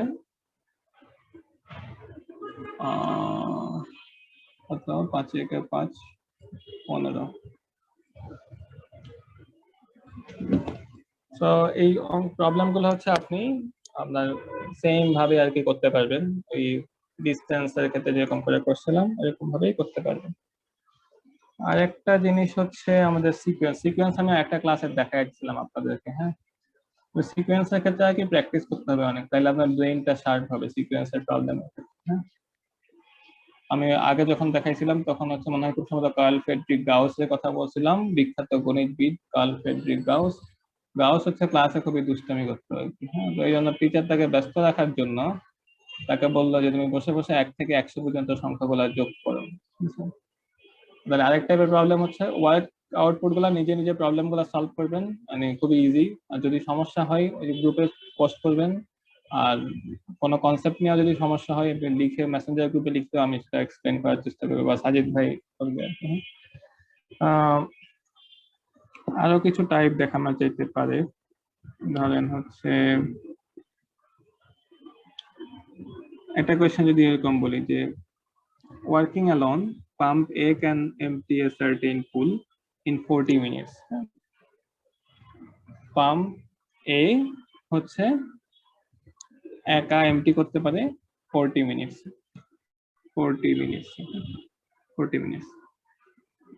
তাহলে আমি যদি এটা রেট বের করি, রেট অফ হচ্ছে পাম্প A কত হবে? একটা হচ্ছে পুল, তাহলে 1/40। তাহলে এক্ষেত্রে কিন্তু আমাদের আউটপুটটা, হ্যাঁ, মাথায় রাখতে হবে, ওইখানে যেটা ডিস্টেন্স ছিল এখানে সেটা আউটপুট। এরপর বললো যে আপনার আরেকটা পাম্প বি, সেটা হচ্ছে আপনার এমটি করতে পারে 24 মিনিটসে, এখানে আছে পাম্প বি 24 মিনিটসে, তাহলে এটা রেট হচ্ছে আপনার 1/24। এখন হচ্ছে আপনাকে যদি বলা হয় যে এই দুইটা পাম্প আপনার পাম্প এ এন্ড বি হচ্ছে একসাথে যদি কাজ করে, না এটা আমি এভাবে বলি, একসাথে যদি কাজ করে এ এন্ড বি, তাহলে হচ্ছে তারা 24 মিনিটস হচ্ছে এটা এমটি করতে পারে সেম পুলটা। আর কোয়েশ্চেনটা যদি আমি এভাবে করি যে আপনার যদি পাম্প বি একা কাজ করে তাহলে তার এমটি করতে কত মিনিট লাগবে? করেন তো এটা সোজা কোয়েশ্চেন আর কি। হ্যাঁ, আমরা ছোটবেলায় ইউনিটারি মেথড দিয়ে করতাম, যে শ্রমিক এ কিংবা হচ্ছে পাম্প দিয়েও করতাম। কি বলছি যে পাম্প এ একা যখন কাজ করে সে একা হচ্ছে পুলটা এমটি করতে পারে 40 মিনিটে। এখান থেকে আমি রেট বের করে দেখালাম 1/40 আউটপুট বাই হচ্ছে টাইম। পাম্প এ এবং বি যদি একসাথে কাজ করে তাহলে লাগে 24 মিনিট, তাহলে এক্ষেত্রে রেট হচ্ছে 1/24। কোয়েশ্চেনটা হচ্ছে পাম্প বি যদি একা কাজ করে তাহলে কত সময় লাগবে? তাহলে আমরা কি করতাম যে তাহলে পাম্প বি এর রেট কে ধরে নিলাম হচ্ছে বি, তাহলে সেটা রেট হবে 1/b। ঠিক আছে, আমরা হচ্ছে লিখতাম এরকম যে 1/40 প্লাস হচ্ছে 1/b ইজ ইকুয়াল টু 1/24। এটা পুরো একটা ক্যালকুলেশন করেন, ক্যালকুলেশন করলে হচ্ছে b ইজ ইকুয়াল টু 60 আসবে। আচ্ছা, b ইজ ইকুয়াল টু হচ্ছে 60 আসবে। 1/b is equal two 1/24 minus 1/40। এরপর হচ্ছে এলসিএম করে আপনি যেভাবে লসাগু করে ছোটবেলায় সলভ করতেন আর কি, এরকম করে সলভ করবেন। নিলয় লসাগু বের করতে পারো? জি ভাই। লসাগু বের করতে পারো? জি ভাই পারি একটু একটু। একটু একটু পারো। লসাগু কাকে বলে? What is LCM? ভাই লঘিষ্ঠ সাধারণ গুণিতক, গুণনীয়, মানে যে ইয়াটা ছোট আর কি, যে আমাদের যে ছোট মানটা, যে কোনো সংখ্যার যে ছোট মানটা যে ভাগ করলে যে ছোট মানটা আমরা পাবো। টিপিক্যাল নোয়াখালীদের মতো কথা বললো যে আংশিক আংশিক, কথার মধ্যে পরিপূর্ণতা নেই, পুরোপুরি বলতে হবে। তুমি যে কোন সংখ্যার মধ্যে ছোট, এটা করে অডিয়েন্সটা কি বুঝতে পারছে যে কি ছোট? তুমি ছোট না আমি ছোট? তাহলে আমরা যখন বলবো কোনো বক্তব্য, আমার এটা চিন্তা থাকতে হবে আমার অডিয়েন্স যে শুনতেছে তার কাছে আমার বক্তব্যটাকে কমপ্লিট সেন্স ক্রিয়েট করবে কিনা। ধরেন হচ্ছে 3, 5, ঠিক আছে, এদের মাল্টিপলের কথা বলতেছি আমি, 3, 6, 9, 15। এবার এটা আরো হইতে পারে সামনে, এরপর হচ্ছে কি 5, 10, 15, ঠিক আছে, আরো সামনে হবে। তো এখন তুমি বলছো কি এলসিএম মানে হচ্ছে লিস্ট কমন মাল্টিপল। আমি মাল্টিপল গুলো বের করলাম 3 আর 5 এর। এখন তুমি বললা যে কমন মাল্টিপল হচ্ছে এখানে, সরি 15 কমন মাল্টিপল। সামনে আরো মাল্টিপল আছে, যেমন হচ্ছে কত, এরপর এটা কত হবে কমন বলো তো? এরপর হচ্ছে এটা 18, এরপর হচ্ছে 21, এরকম করে করে হয়তো আরো সামনে কমন পাওয়া যাবে, কিন্তু আমি শিওর যে এটা হচ্ছে লিস্ট সবচেয়ে ছোট, এই জন্য এটাকে বলা হয় এলসিএম। বুঝছো? তাহলে তুমি যদি নর্মালি যদি করতা 3 আর 5 এর লসাগু কিভাবে বের করতে বলো তো নিলয়? আমি তো তোমাকে এরকম মাল্টিপল বের করে তারপর দেখাইলাম, এটাকে বলে ভাই এলসিএম। 3 এবং 5 গুণ করে। কেন গুণ করে দিছো? ভাই আমার ধারণা আছে। জি ভাই তুমি বলেন। 3, 6 করতা, তাহলে ছোটবেলায় কি করতা এরকম 3 একে 3, 3 দুগুণে 6, তারপর করতা 2 একে 2, 3 দুগুণে 6, এরকম করে করতা। তো এটার জি ক্ষেত্রে এরকম না করে 3 আর 5 কেন গুণ করে দিছো? ভাই ধরেন 3 এবং 5 কে 3 এবং 5 ছাড়া মানে 1 এবং ওই সংখ্যাগুলো ছাড়া কোনো সংখ্যা দিয়ে ভাগ যায় না, যার কারণে ডাইরেক্ট গুণ করে বের করে দিই। এই তো গ্রেট। তো দুইটা সংখ্যার মধ্যে যদি 1 ভিন্ন অন্য কোনো সাধারণ উৎপাদক না থাকে তখন তাদেরকে বলা হয় সহমৌলিক, কো-প্রাইম, সহমৌলিক। কি বলছি বলো তো? ভাই কোন সংখ্যাকে যদি 1 ছাড়া মানে 1 ছাড়া যদি অন্য কোনো সাধারণ গুণনীয়ক না থাকে তাহলে ওদেরকে আমরা সহমৌলিক বলি। এই যে তোমার মধ্যে আবার নোয়াখালীর বৈশিষ্ট্য প্রকাশ পেয়েছে। আমি বলছি দুইটা সংখ্যার মধ্যে যদি এক ভিন্ন অন্য কোনো সাধারণ উৎপাদক না থাকে তাহলে তাদেরকে সহমৌলিক বলে। তুমি বলতেছো কি? তাহলে মনোযোগ শক্তি আরো বাড়াইতে হবে। উন্নতি হয়েছে কিন্তু মনে হইতেছে যে আশপাশের ফ্যাক্টর দিয়ে প্রভাবিত হয়ে তোমার আবার অবনতি হয়েছে। তাহলে দেখো 3 এবং 5 এর মধ্যে এক ভিন্ন অন্য কোনো সাধারণ উৎপাদক নাই।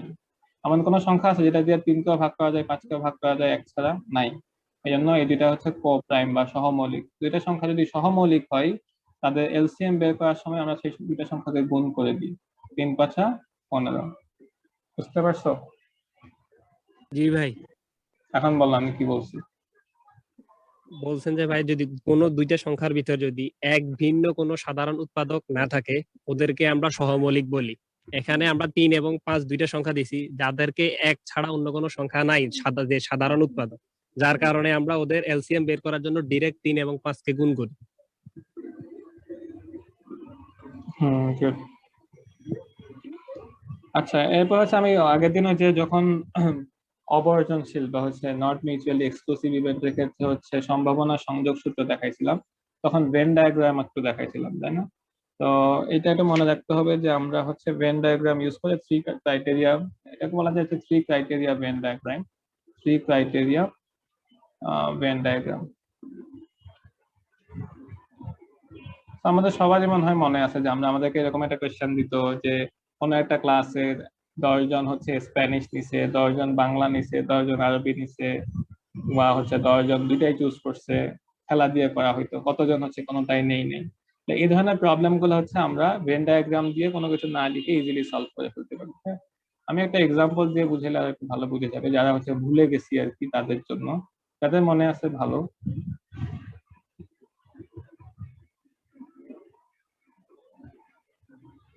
আচ্ছা, তো বললাম যে একটা ক্লাস হচ্ছে 100 জন ছাত্র আছে। হ্যাঁ, 100 জন ছাত্রের মধ্যে হচ্ছে 40 জন ফিজিক্স নিল। আচ্ছা, ফিজিক্সের জন্য আমি এটা ঘর করি, এটা করলাম ফিজিক্স। এরপর হচ্ছে 40 জন সোশিওলজি নিল, 40 জন না বলে 60 জন হচ্ছে সোশিওলজি নিল। এরপর হচ্ছে 80 জন হচ্ছে মিউজিক নিল। 7 জন স্টুডেন্ট আছে, তারা হচ্ছে, আমি এগুলো একটু লিখে ফেলি। হ্যাঁ, প্রথমে বলছিলাম কি 40 জন হচ্ছে আপনার ফিজিক্স নিছে। তারপর হচ্ছে আচ্ছা, আর একটু সামনে আগাই তাহলে মানে ভিজুয়ালাইজ করাটা ইজি হবে। আচ্ছা, 7 জন স্টুডেন্ট আছে ফিজিক্স এন্ড হচ্ছে সোশিওলজি নিছে, 7 জন স্টুডেন্ট ফিজিক্স এবং সোশিওলজি নিছে। 46 জন স্টুডেন্ট হচ্ছে সোশিওলজি এবং হচ্ছে মিউজিক নিছে। তাহলে sociology and music, sociology and হচ্ছে মিউজিক, সোশিওলজি এবং মিউজিক, এখানে এই দুটার মধ্যে ইন্টারসেকশন আছে কতটা, কোন জায়গায়, এতটুকু জায়গার মধ্যে, একটু খেয়াল করেন। আমি বলছি যে 46 জন হচ্ছে, আমি একটু রিভার্স হয়ে আগাচ্ছি আপনাদের কনসেপ্টটা ক্লিয়ার করার জন্য আর কি। হ্যাঁ, পদানুগতিক আমরা যেভাবে আগাই সেভাবে আমাদের কনফিউশন তৈরি হয়। আমি বললাম যে 46 জন হচ্ছে সোশিওলজি এবং হচ্ছে মিউজিক নিছে। এখন দেখেন সোশিওলজি এবং মিউজিক এই কমনালিটি যেটা, এটা কতটুকু জায়গার মধ্যে আছে, এতটুকু জায়গার মধ্যে আছে, এই এতটুকু জায়গার মধ্যে আছে। হ্যাঁ, আবার বলে দিছিলাম কি আমি যে আপনার 40 জন হচ্ছে সোশিওলজি নিচ্ছে, সোশিওলজি এন্ড মিউজিক। আবার হচ্ছে দেখেন সোশিওলজি হচ্ছে কতজন ছিল, 40 জন, তাই না? বলছিলাম যে 40 জন হচ্ছে না, টোটাল আপনার 60 জন ছিল হচ্ছে সোশিওলজি। আচ্ছা, আর একটু আগায় তাহলে বোঝানো ইজি হবে। এরপর হচ্ছে ধরেন বললো যে 36 জন হচ্ছে ফিজিক্স এন্ড মিউজিক নিচ্ছে, এই 46 জন হচ্ছে সোশিওলজি এন্ড হচ্ছে মিউজিক নিছে। আর ফিজিক্স বলছি কতজন, ফিজিক্স বলছিলাম হচ্ছে 40 জন, সোশিওলজি বলছি 60 জন। এরপর বলছি হচ্ছে 7 জন বলছি হচ্ছে physics and sociology, physics and sociology হচ্ছে 7 জন। এরপর হচ্ছে সোশিওলজি এন্ড হচ্ছে মিউজিক হচ্ছে কতজন বলছে, 46 জন। এরপর হচ্ছে আমি একটু কমপ্লেক্স প্রবলেম দিয়ে দেখাচ্ছি যাতে ইজি প্রবলেম গুলোতে আপনার সমস্যা না হয় আর কি। হ্যাঁ, এরপর হচ্ছে 36 জন হচ্ছে ফিজিক্স এন্ড মিউজিক নিছে, ফিজিক্স এন্ড মিউজিক হচ্ছে আপনার 36 জন। এরপর হচ্ছে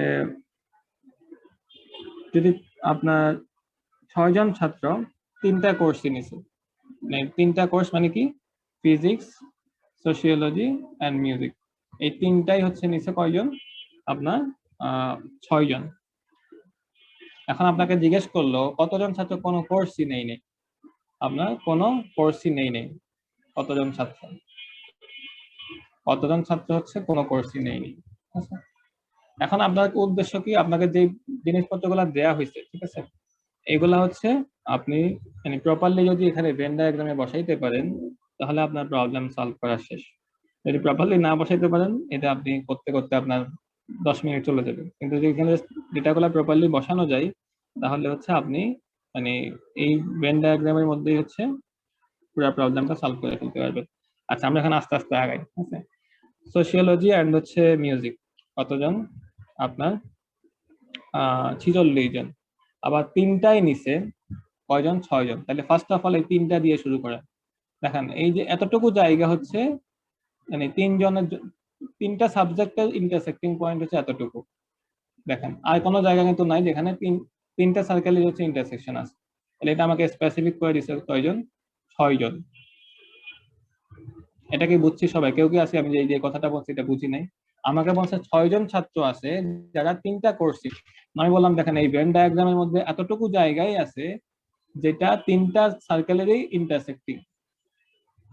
দেখেন এই যে এতটুকু জায়গা, আর কোনো জায়গা নেই যেখানে হচ্ছে তিনটা সার্কেল ইন্টারসেক্ট করছে, তাহলে এটা হচ্ছে সেই 6 জনকেই ইন্ডিকেট করতেছে। এখন আসেন আমরা সামনে আগাই। এরপর আমাদেরকে কি বলছিল, বলছিল যে 46 জন হচ্ছে আপনার সোশিওলজি অ্যান্ড হচ্ছে মিউজিক নিয়েছে। আপনার এটা হচ্ছে মিউজিক, এটা হচ্ছে সোশিওলজি, তাই না? তাহলে দুইটার মধ্যে কমনালিটি কতটুকু, যেটা আমি যে দেখানো স্টার্ট করছিলাম আর কি, পরে বলছি না আমরা একটু সামনে আগাই তারপর দেখাই। দুইটার মধ্যে কমনালিটি হচ্ছে কতটুকু, এতটুকু। আর কোনো জায়গা নাই যেটার মধ্যে হচ্ছে এই দুইটা সার্কেল, সার্কেল এইটা এবং এই সার্কেল ইন্টারসেক্ট করছে। তাহলে দেখেন কমনালিটির মধ্যে আমার কত বানাইতে হবে, 46 বানাইতে হবে, কারণ আমাকে বলে দিছে যে সোশিওলজি এবং মিউজিক 46 জন নেই। ঠিক আছে, তাহলে আপনি দেখেন এখানে যেহেতু 6 জন হয়ে গেছে, 46 বানাইতে হলে এখানে 40 লাগবে। কেউ কি আছে এটা বুঝি নাই? না বুঝলে বলেন, আবার বলবো। আচ্ছা ঠিক আছে। এরপর দেখানো হচ্ছে আমাকে বলছে সোশিওলজি এবং মিউজিক নিচে 46 জন। তাহলে দেখেন সোশিওলজির সার্কেল হচ্ছে এইটা, মিউজিকের সার্কেল হচ্ছে এইটা। ঠিক আছে, এখন দুইটার মধ্যে ইন্টারসেক্টিং হচ্ছে কোনটা, যে আমি আর একটা হচ্ছে এরকম ড্র করতেছি, এটা। ঠিক আছে, এই যে এইটা আর কি। হ্যাঁ, এখন এই ইন্টারসেক্টিং জায়গাটুকু বা কমন জায়গাটুকু আর কি দুইটা সার্কেলের কত হইতে হবে, 46 হইতে হবে। কিন্তু আপনাকে কোশ্চেনের লাস্ট কন্ডিশন যেটা ছিল, তিনটা কোর্সই নেই 6 জন, তিনটা কোর্সই নেই এই যে 6 জন, তারা হচ্ছে এই জায়গাটুকু দখল করে ফেলছে, তাই না? তাহলে কতটুকু জায়গা আছে দুজন কমনের, এতটুকু জায়গা আছে, এই যে বাকি জায়গাটুকু আছে, তাই না? তাহলে এত জায়গাটুকু কতটুকু হইতে হবে, 40 হইতে হবে। কেন? কারণ দুজন মিলে আপনাকে 46 বানাইতে হবে, দুজন মিলে 46 বানাইতে হবে। 6 অলরেডি দখল করে ফেলছে, তাহলে বাকি খালি জায়গাটুকু হবে 40। তাহলে এই জায়গাটুকু 40। আচ্ছা, এরপর হচ্ছে আবার সামনে যাই।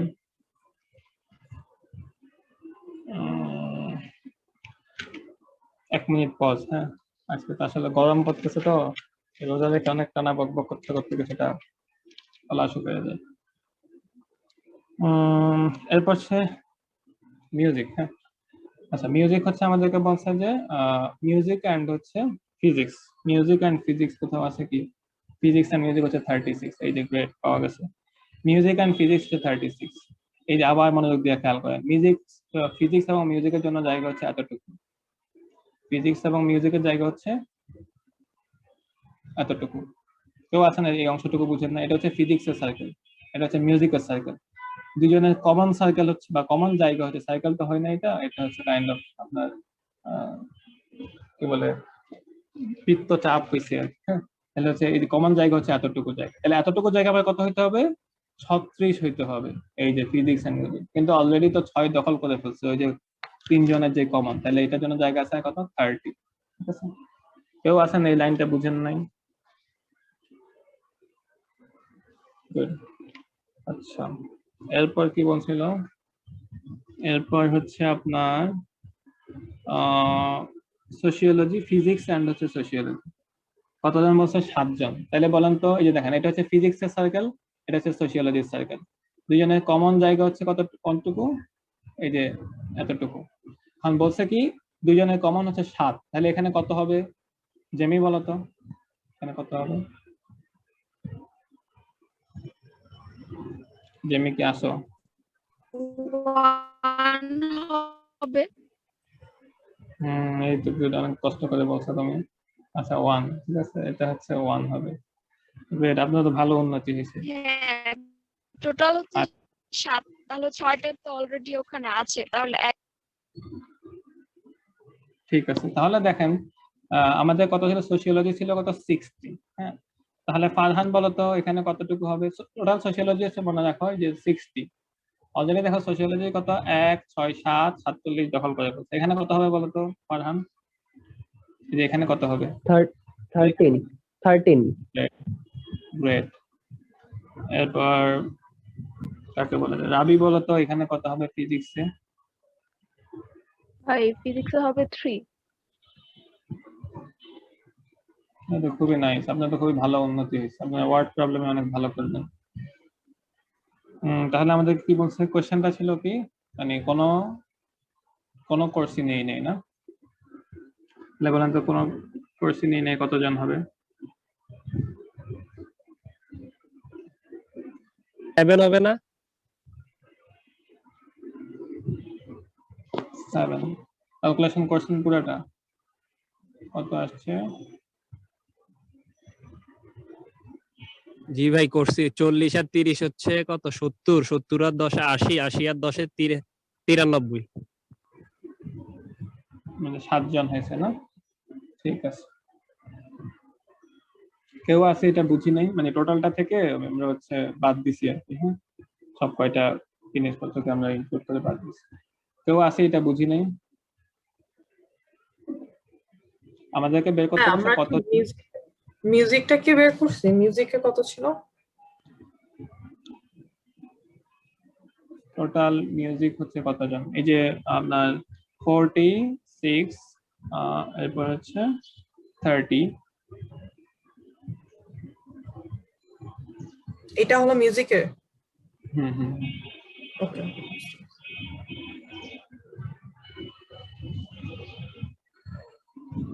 তাহলে হচ্ছে টোটালটা থেকে আর কি বাদ দিছি, এই যে আমি যে ভ্যালু গুলা পাইছি সেটাকে সাম করে বাদ দিয়ে হচ্ছে নেই।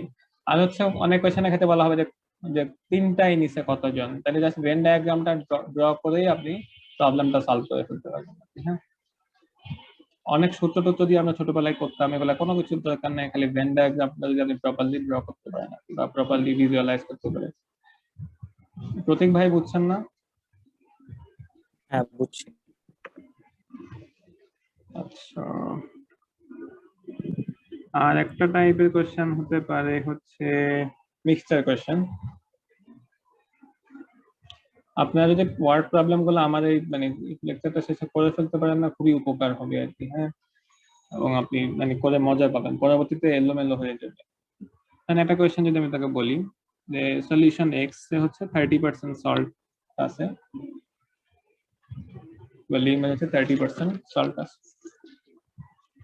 এরপর হচ্ছে সলিউশন ওয়াই, এটা হচ্ছে সলিউশন এক্স, এক্স এ সল্ট আছে হচ্ছে 30%। এরপর হচ্ছে সলিউশন ওয়াই, সলিউশন ওয়াই তে হচ্ছে সল্ট আছে আপনার 70%। এখন বললাম হচ্ছে সলিউশন এক্স এর 300 ml 300 মিলিলিটার, এবং হচ্ছে সলিউশন ওয়াই এর হচ্ছে আপনার 200 মিলিলিটার। এটা কারো চিন্তিত হওয়ার কারণ না, কারণ হচ্ছে কেমিস্ট্রির জিনিসপত্র এখানে কেন, এগুলো আসলে ওই আপনাকে ওই কি বলে টাইট্রেশন ম্যাট্রিশন এসব অ্যাডভান্স কোনো অঙ্ক না, এখানে যেটা দেওয়া হবে জাস্ট মিক্সচারের ক্ষেত্রে বেসিক কনসেপ্ট আপনি বুঝেন কিনা এখন, এটা ইভালুয়েট করা হবে। হ্যাঁ, এখানে কোনো কেমিস্ট্রি কিছু এখানে ইউজ করা হবে না। যেহেতু হচ্ছে সলিউশন সাধারণত কেমিক্যালস এর ক্ষেত্রে হয়, এই জন্য আমরা হচ্ছে এরকম সল্ট কিংবা হয়তো হাইড্রোজেন ক্লোরাইড বা হচ্ছে এই ধরনের জিনিসপত্র বলা হবে আর কি। হ্যাঁ, আচ্ছা তাহলে হচ্ছে ফারহান বলো তো 330% কত?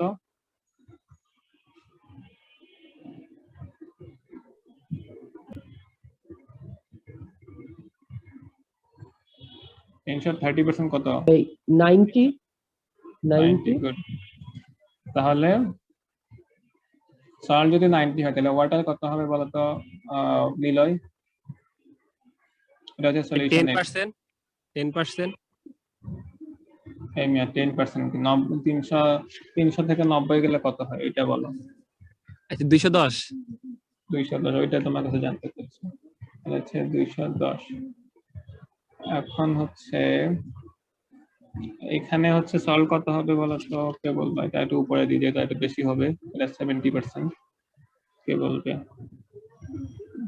এই যে রাবি বলো কত হবে, এটা সল্ট কত হবে? 70%, 140 হবে ভাই। 140 না, 140। তাহলে এটা ওয়াটার কত হবে? 60। তাহলে আমরা যদি এটাকে কম্বাইন করি, কোয়েশ্চেনটা হচ্ছে যে আমাদের এরকম যে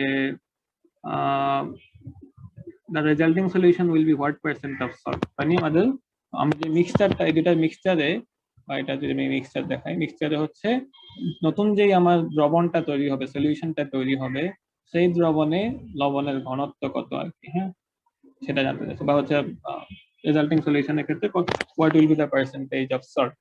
তাহলে যে আমরা এখন এটা একসাথে করি, তাহলে কি হবে হচ্ছে আমার সল্ট হচ্ছে নিউ সলিউশনের ক্ষেত্রে সল্ট হবে হচ্ছে আমার 230 না 230 230 আর হচ্ছে এটা হবে 270 এটা হচ্ছে নিউ সলিউশন। এখন হচ্ছে টোটাল কত হলো এটা 500 ml টোটাল 500 ml। হ্যাঁ এখন কে বলবে? আনিকা আপু আছেন, আনিকা ইবনাত আপু, আপনি বলেন তো এখানে আনিকা ইবনাত আপু আছেন? হ্যাঁ বলেন না আপু, এখানে হচ্ছে সল্টের ডেনসিটি কত, ঘনত্ব কত, মানে what will be the percentage of salt in this new solution? Uh, 230 by 500 into 100. Good. 500 into 100 না? আচ্ছা কত আছে এটা? 46 আসবে, 46 আসবে, 46%। তাহলে সলিউশনের অঙ্ক দেখে আসলে ভয় পাওয়ার কিছু নাই, খুবই সিম্পল ম্যাথ। ব্যাপারটা হচ্ছে আমরা ভয় পেয়ে যাই, আল্লাহ কত জিনিস হাবিজাবি লিখছে, কি হবে পার্সেন্টেজ দেয়া, আবার বলে কি সব কনসেন্ট্রেশন, এগুলো আসলে কঠিন কিছু না। তবে স্ট্র্যাটেজিটা কি হতে পারে সেটা হচ্ছে যে আপনি এটা একটু ড্র করতে পারেন আর কি। হ্যাঁ মানে হচ্ছে যদি এরকম করে আমি যেরকম করে দেখাইছি, মানে হিউম্যান ব্রেইনটা সাইকো ইমেজটাকে বেশি দ্রুত প্রসেস করতে পারে। মানে you have to understand how your brain function. হ্যাঁ তাহলে হচ্ছে আপনি বেটার মানে পারফরমেন্স করতে পারবে।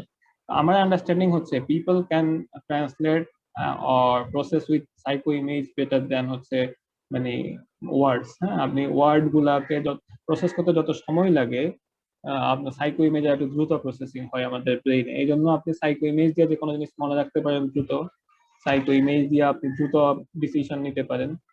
একই রকম ভাবে যখন প্রবলেম সলভ করবেন তখন best thing is draw the picture. আর যখন জিওমেট্রি সলভ করতেছেন অবশ্যই প্রবলেমটাকে মানে ছবিটা আঁকে না, সলভ করতে করতে কিছু কিছু প্রবলেম দেখা যাবে না ছবি আঁকা ছাড়াও আমি আনসার পেয়ে যাচ্ছি, দ্যাট ইজ ডিফারেন্ট কেস।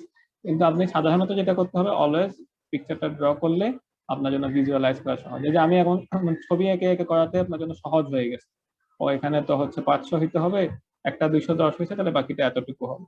কিন্তু আপনি যখন হচ্ছে ব্রেনের মধ্যে আপনি ওয়ার্ডটাকে ট্রান্সলেট করবেন, নিউমেরিক জিনিসপত্রগুলোকে ট্রান্সলেট করবেন, নাম্বার ডিজিটকে ট্রান্সলেট করবেন, ব্রেন সেটাতে বেশি সময় নেই আর কি। হ্যাঁ আচ্ছা আর কি বাকি আছে?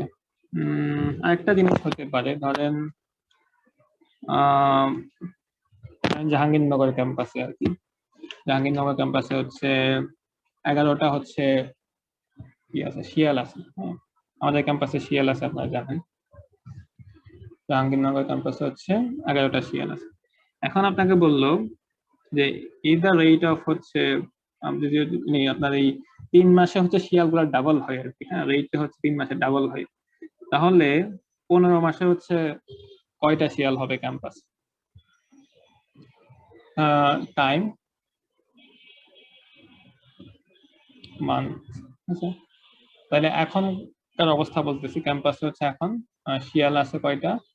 ক্যাম্পাসে শিয়াল আছে এখন বলছিলাম 11টা, তাহলে হচ্ছে 3 মাসে হবে কয়টা? 11 গুণন 2।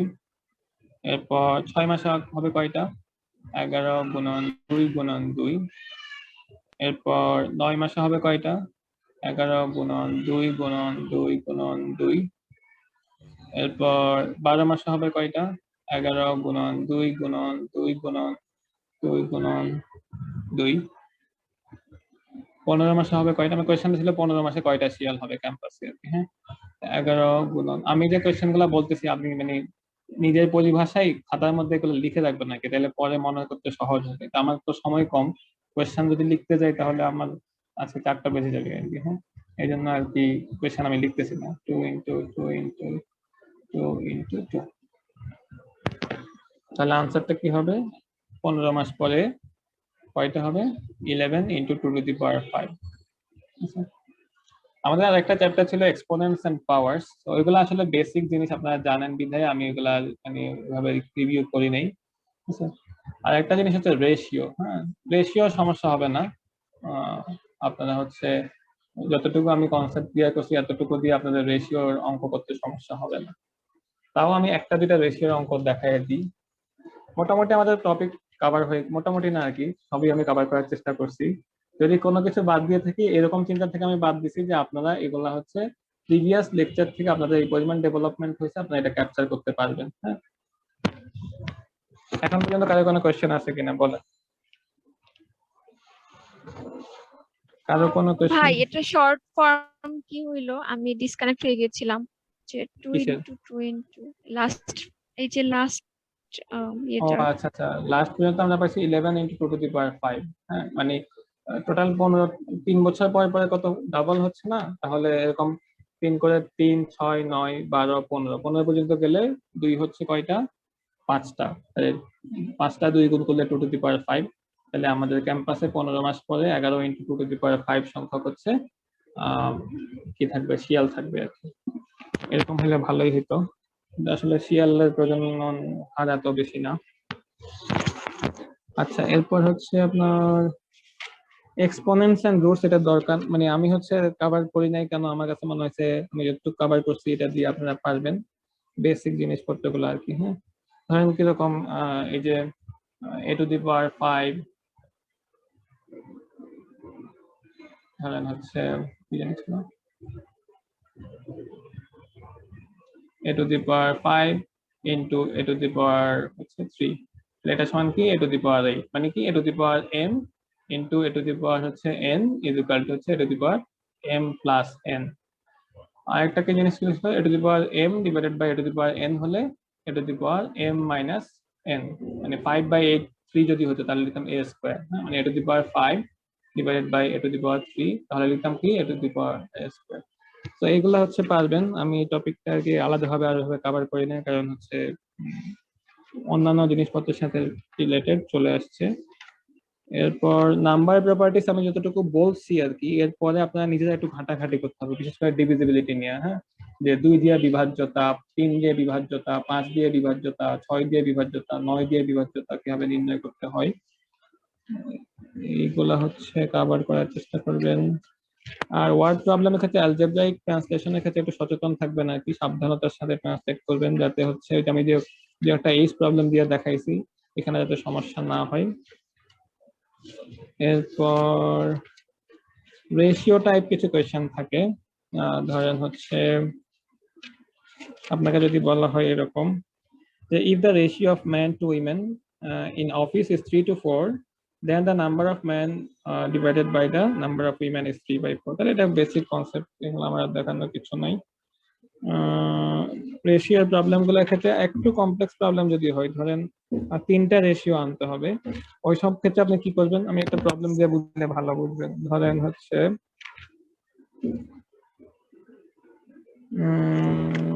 একটা ভালো কোয়েশ্চেন খুঁজে বের করার চেষ্টা করতেছি আর কি।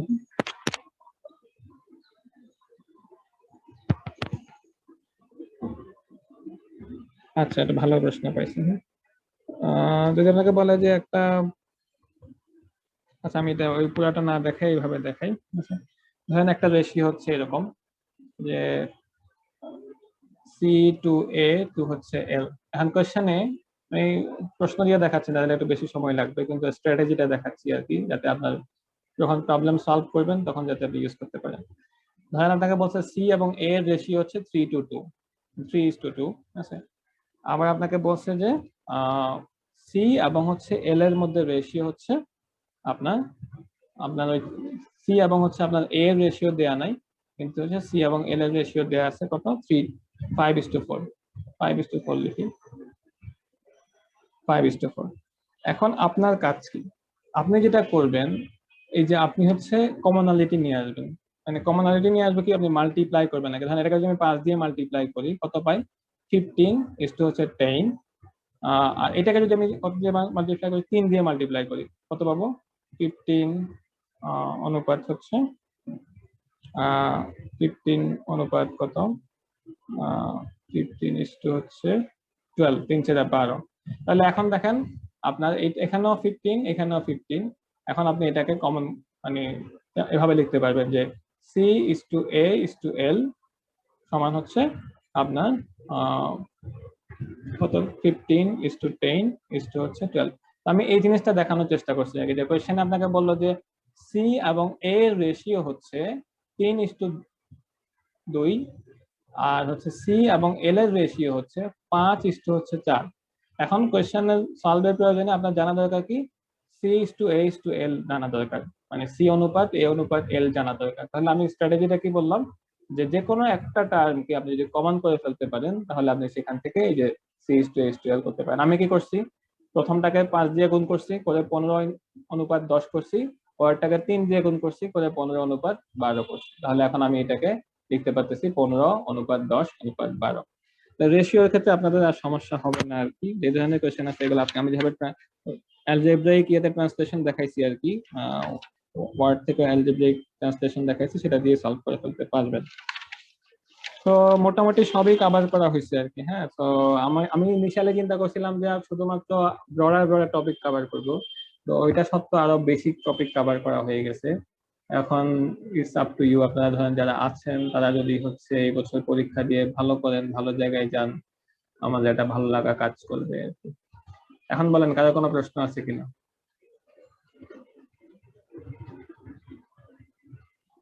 কারো কোনো প্রশ্ন যে কোনো কিছু নিয়ে?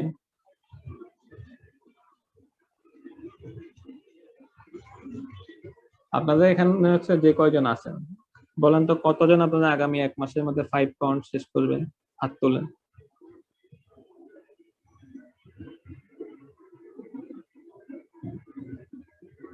আল্লাহ, 4টা বেজে গেছে। 2 জন 4 জন পাওয়া গেছে। 2 7 জন। এই জেমি শেষ করবে কেন? রাবি তুমি কোন ইয়ারে পড়ো? তুমিও শেষ করতে পারো। হ্যাঁ, হ্যাঁ ভাই, আমি 46-এ করব। করতে পারো। সাবিহা সুলতানা আপু, আপনি কোন ব্যাচ? 47। শেষ করে ফেলতে পারেন, সমস্যা নেই আর কি। 3rd ইয়ারে উঠে গেছেন আপনারা, নিউ 3rd ইয়ার, মানে 3rd ইয়ারে থাকতে জিয়ারে দিয়ে দিতে পারলে সবচেয়ে ভালো। অর্পা আপু করবেন না কেন? আপনার ব্যস্ততা আছে কোনো? Math অনেক weak. I still find a lot of things confusing. আমার মনে হয় একটু বেশ ক্লিয়ার করে যাওয়া বেটার, যেটা এখনই বসবো না, মানে নেক্সট 3 মাসে বসবো না। সো আচ্ছা আচ্ছা, এরপর হচ্ছে প্রতীক ভাই তো হাত তুলছিলেন। ফাবিহা চৌধুরী, আপনি কোন ব্যাচ? সরি, ফারিবা চৌধুরী।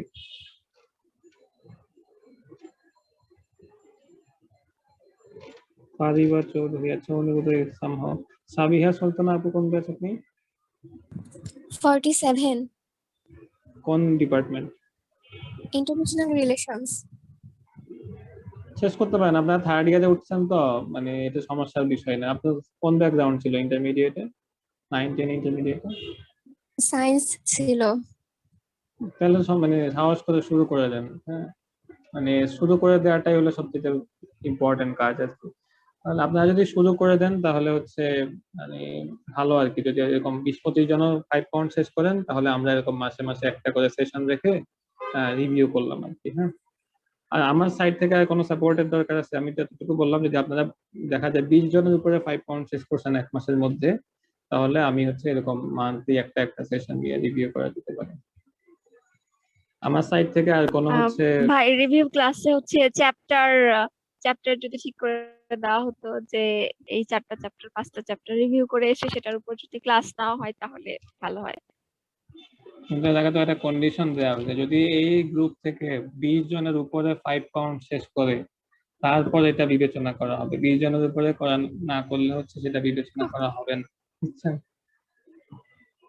তাহলে হচ্ছে 20 জন যদি শেষ করে তাহলে আমি এরকম ভাগ ভাগ করে দিব, যে আজকে আমরা জিওমেট্রি করব, আজকে আমরা হচ্ছে কি বলে অ্যালজেব্রা করব, আজকে আমরা হচ্ছে ডেটা ইন্টারপ্রিটেশন এন্ড স্ট্যাটিস্টিক্স করব। কিন্তু আগে 20 জন হচ্ছে মিনিমাম 20 জন হচ্ছে এটা শেষ করতে হবে। ঠিক আছে, আপনারা কোর্সে অনেক ধৈর্য সহকারে আমার এই বক শুনছেন, এই জন্য অনেক অনেক ধন্যবাদ। আমি হচ্ছে বলেন ভাই, ইটিএস এর একটা ওই যে ডেমো এক্সাম মতো কি, মানে ভাই একটা কিছুর কথা বলেছিলেন একদম প্রথম দিকে, মানে যাতে একটু বোঝা যায় যে প্রিপারেশন কেমন হয়েছে। আচ্ছা, আপনি ets.org এ যাবেন। ets.org এ গিয়ে আপনি হচ্ছে একটা অ্যাকাউন্ট খুলবেন, কিন্তু অ্যাকাউন্টের লোকেশনটা বাংলাদেশ দিবেন না, কারণ বাংলাদেশ দিলে ওরা আপনাকে ফ্রি পরীক্ষা দিতে দিবে না। খুলে অ্যাকাউন্ট খুলে আপনি হচ্ছে অ্যাকাউন্টটা খুলে আপনি যেটা করবেন সেটা হচ্ছে এই দেখবেন যে আপনার অ্যাকাউন্টে দুইটা ফ্রি মক টেস্ট অ্যাড হয়েছে, ঠিক আছে? তো একটা মক টেস্ট দিয়ে দিবেন, তাহলে বুঝতে পারবেন যে আপনি এখন কোন অবস্থায় আছেন, আপনাকে কিভাবে আগাইতে হবে, বুঝছেন? এটার জন্য প্রিপারেশন দরকার নেই, মানে আপনি দিচ্ছেন যে কোনো প্রিপারেশন ছাড়া আমি পরীক্ষা দিচ্ছি, তাহলে বুঝলাম যে এখন আমি কোন স্টেজে আছি। সবার জন্য এটা সাজেশন, ets.org এ যাবেন, গিয়ে নিজে একটা অ্যাকাউন্ট খুলবেন, অ্যাকাউন্টের লোকেশন বাংলাদেশ দিবেন না, অন্য একটা কান্ট্রি দিবেন, দিয়ে আপনি যে কোনো একটা পাওয়ার প্রেপ দেন, পাওয়ার প্রেপ প্রথমটা দিয়ে দেন, দিলে বুঝতে পারবেন। ভাই আমার জন্য আরেকটা কোশ্চেন ছিল, বলেন বলেন বলেন। ভাই যদি একের অধিক জিআরই দেওয়া হয় কিন্তু প্রথমবারের থেকে পরের বারের হচ্ছে মানে রেজাল্ট খারাপ আসে, তাহলেও কি ভাই খারাপ রেজাল্টটাই কাউন্ট করা হবে? না, খারাপ রেজাল্ট কাউন্ট করা হবে কেন? আপনি কর্তৃপক্ষকে যে রেজাল্ট পাঠাবেন ওইটাই কাউন্ট হবে, বেস্ট কাউন্ট। টোফেলের ক্ষেত্রে আপনি যেটা দিবেন, ধরেন আপনি একটা সেকশনে ভালো করছেন, পরের বার বেস্টটাই কাউন্ট হয় আর কি। হ্যাঁ, জি ভাই। আর কোনো কোশ্চেন কারো? যে কোনো প্রশ্ন, কোনো কিছু শেয়ার করতে চান? আমি আপনাদেরকে আরেকটু স্কোপ দিলে ভালো হতো আর কি, কিন্তু আসলে এত তো জিনিসপত্র কভার করতে হয়েছে যে যে আপনাদের নিজেদের মধ্যে একটু ইন্টারেকশন, কথাবার্তা বলার সুযোগ তৈরি করে দেয়া, বা আমি নিজে একটু এত ভারী ভারী কথা না বলে বলা, সেগুলো সুযোগ হয় নাই আর কি। হ্যাঁ, তবে আমি আশা করি এবং বিশ্বাস করি আপনারা সবাই হচ্ছে গণিতের প্রতি কিছুটা হলেও আগ্রহী হয়েছেন। এতটুকু যদি আমি করতে পারি এটাই আমার সার্থকতা। আপনারা দয়া করে আর কি একটু একটু করে অঙ্ক করবেন, হাঁটতে চলতে ফিরতে প্রবলেম নিয়ে চিন্তা ভাবনা করবেন, বিভিন্ন জায়গায় বিভিন্ন শেপ দেখে চিন্তা করবেন, আচ্ছা এরা এরিয়া কি, সরি নেক্সট ক্লাস কবে? আজকে সর্বশেষ ক্লাস, এই জন্য দেখেন না এই যে কনক্লুডিং রিমার্কস বলতেছি, দেখা হইল না, ইডে নিয়ে যে বিভিন্ন বিদায় অনুষ্ঠান হয় না, ওই ধরনের কথাবার্তা বলতেছি। তো এখন হচ্ছে আপনারা যেটা করতে হবে আর কি, যে নিজেদেরকে একটু কনসিস্টেন্ট রাখার জন্য এই যে আমি একটা চ্যালেঞ্জ দিলাম আপনাদেরকে, যারা 5 পাউন্ড পুরাটা শেষ করতে পারবেন তাদেরকে আমরা ক্লাব থেকে ধরেন হচ্ছে কিছুটা রিকগনাইজ করলাম আর কি। হ্যাঁ, গ্রুপের মধ্যে রিকগনাইজ করলাম। আর ক্যাম্পাস খোলা থাকলে হয়তো আপনাদেরকে আমি কি বলে টায়ার জেনে চা খাওয়াইতে পারতাম, আর অন্য কিছু খাওয়ানো যেতে পারতো যদি 5 পাউন্ড শেষ করতেন আর কি। যেহেতু ক্যাম্পাস বন্ধ, সেটা সম্ভব হচ্ছে না।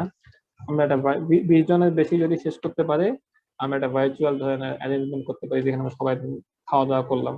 আমাদের একটা অ্যাচিভমেন্ট, আমরা 20 জন মানুষ পুরো 5 পাউন্ড শেষ করতে পারছি। ক্যাম্পাস খোলা, ভার্চুয়ালি খাওয়া দাওয়া করে না। হ্যাঁ, সবাই ধরেন খাবার দাবার নিয়ে বসলাম, তারপর হচ্ছে সবাই খেলাম। আর ক্যাম্পাস খুললে যদি আল্লাহ সিচুয়েশন ভালো করে ক্যাম্পাস খুললে আর কি আমরা তার জন্য সবাই বসে চাটা খাইলাম। ফারহান বলো, কিছু বলতে চাচ্ছ? না ভাই, আমি ভাবতেছিলাম আপনার বিকাশে টাকা পাঠাবেন কিনা, একবারে খাইলাম সবাই বসে ভিডিও অন করে। আচ্ছা আচ্ছা, ফারহান ভাই শুধু হচ্ছে ওই চা পর্যন্তই থাকবে, এর বাইরে ভাই হচ্ছে যাবে না কখনো। তার জন্য কিন্তু অনেক কিছু পাওয়া যায়, শুধু ভাই চা আর চা বলে, অলওয়েজ বলে যে আমি চা খাওয়াবে, যে মেয়েকে চা খাওয়াবে, চা ছাড়া কিছু বলেন ভাই? আমার তো খাওয়াইতে পারতেছি না রে ভাই, ক্যাম্পাস তো খুলতেছে না, আমার তো মাঝে মধ্যে ইচ্ছা করে মানুষকে খাওয়াইতে। প্রতীক ভাই, আপনি মিস করেন না ক্যাম্পাস? আমি অনেক মিস করি, আমি তো প্রায় 2 বছর ধরে ক্যাম্পাসে যাইতেই পারি। মানে আমি হল ছাড়ছি তোমার হচ্ছে 2020-এ, না 2019-এর অক্টোবরে, দেন আমি আর ক্যাম্পাসে যাইনি এখন। আচ্ছা আচ্ছা, কেউ কি আছেন এখানে ক্যাম্পাস মিস করেন, এই জন্য মাঝে মধ্যে ক্যাম্পাসে ঘুরতে যান দেখার জন্য কি অবস্থা? আমি অবশ্য অন্যান্য কাজের উসিলায় যাই, ঠিক আছে, মানে অন্য কাজ থাকে কিন্তু সেগুলো হয়তো বেশি মুখ্য না, আর একটা উদ্দেশ্য থাকে যে ক্যাম্পাসটা একটু দেখে আসা যায়। সর্বশেষ যেবার গেছি আমাদের যে আপনার কি বলে ওই যে মনোয়ার স্যার একটা ছবি তুলতেছিল আমাদের সোশ্যাল সায়েন্সের সামনে, এই ফুলটার নাম আমি ভুলে গেছি, আমাদের এটার নাম কি জানো, আমাদের শহীদ মিনারের সামনে যে ফুলটা, জাপানিজ ফুলটা, তো কি জানেন? ক্যাসিয়ার এন0 বা এই ধরনের কিছু, এটা আর একটা নাম আছে, এটা অনেক কঠিন নাম, আমার মনে থাকে না। আচ্ছা, ওইটাই যাই তো হোক আর কি, ক্যাসিয়ার এন0 এরকমই না ভাই? যা মনে ক্যাসিয়াই পড়ে আর কি। বলি হয় না, সংক্ষেপে ক্যাসিয়া বলা যায় না? তুমি বোটানিস্ট মানুষ, তুমি একটু লম্বা করে না বলবো। ভাই, আমি জিওলজিস্ট, বোটানি পারি না ভাই। আচ্ছা ঠিক আছে, আমার ইচ্ছা ছিল আপনাদের সবার সাথে একটু কমিউনিকেশন ইন্টারেকশন বাড়াতে পারলে ভালো হতো, কিন্তু সম্ভব হয় নাই। তবে আপনারা যেটা করতে পারেন, গ্রুপে মোবিলাইজ করেন, এই গ্রুপে যারা রেগুলার বেসিস জিআরই কোর্সটা করছে আমরা মাঝে মধ্যে আড্ডার আয়োজন করতে পারি। আর প্রতীক ভাইয়ের অফিস করলে সবাই মিলে ভাইয়ের অফিসে গেলাম, আড্ডা দিলাম। ভাই একদিন আমাদেরকে ডাকলো ক্যাম্পাসে, ঠিক আছে?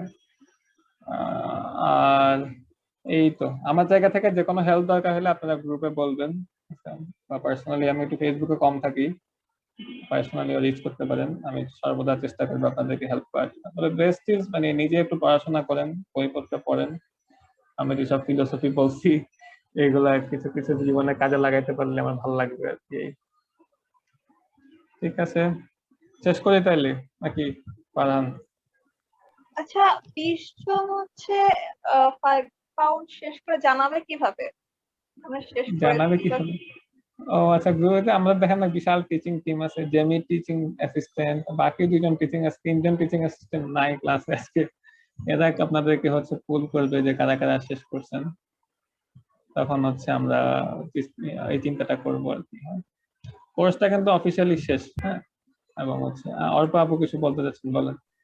আচ্ছা, ওই যে অ্যাডভান্স কোর্সের কি কোনো আউটলাইন বা কোনো কিছু ফিক্স হয়েছে? আমি সরি, আমি মাঝখানে কয়েকদিন ছিলাম না, সো আমি ট্র্যাক রাখতে পারিনি।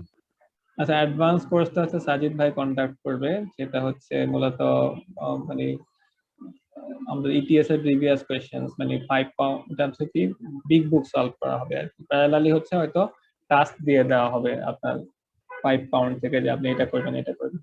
এটা ভার্বাল ফোকাসড কোর্স, যেটা আসলে বাংলাদেশে এরকম নাই, যে ভার্বাল ফোকাসড এরকম কিছু আছে রেকর্ডেড কোর্স, কিন্তু এরকম ধরে ধরে আপনার সলভ করাবে এরকম নাই।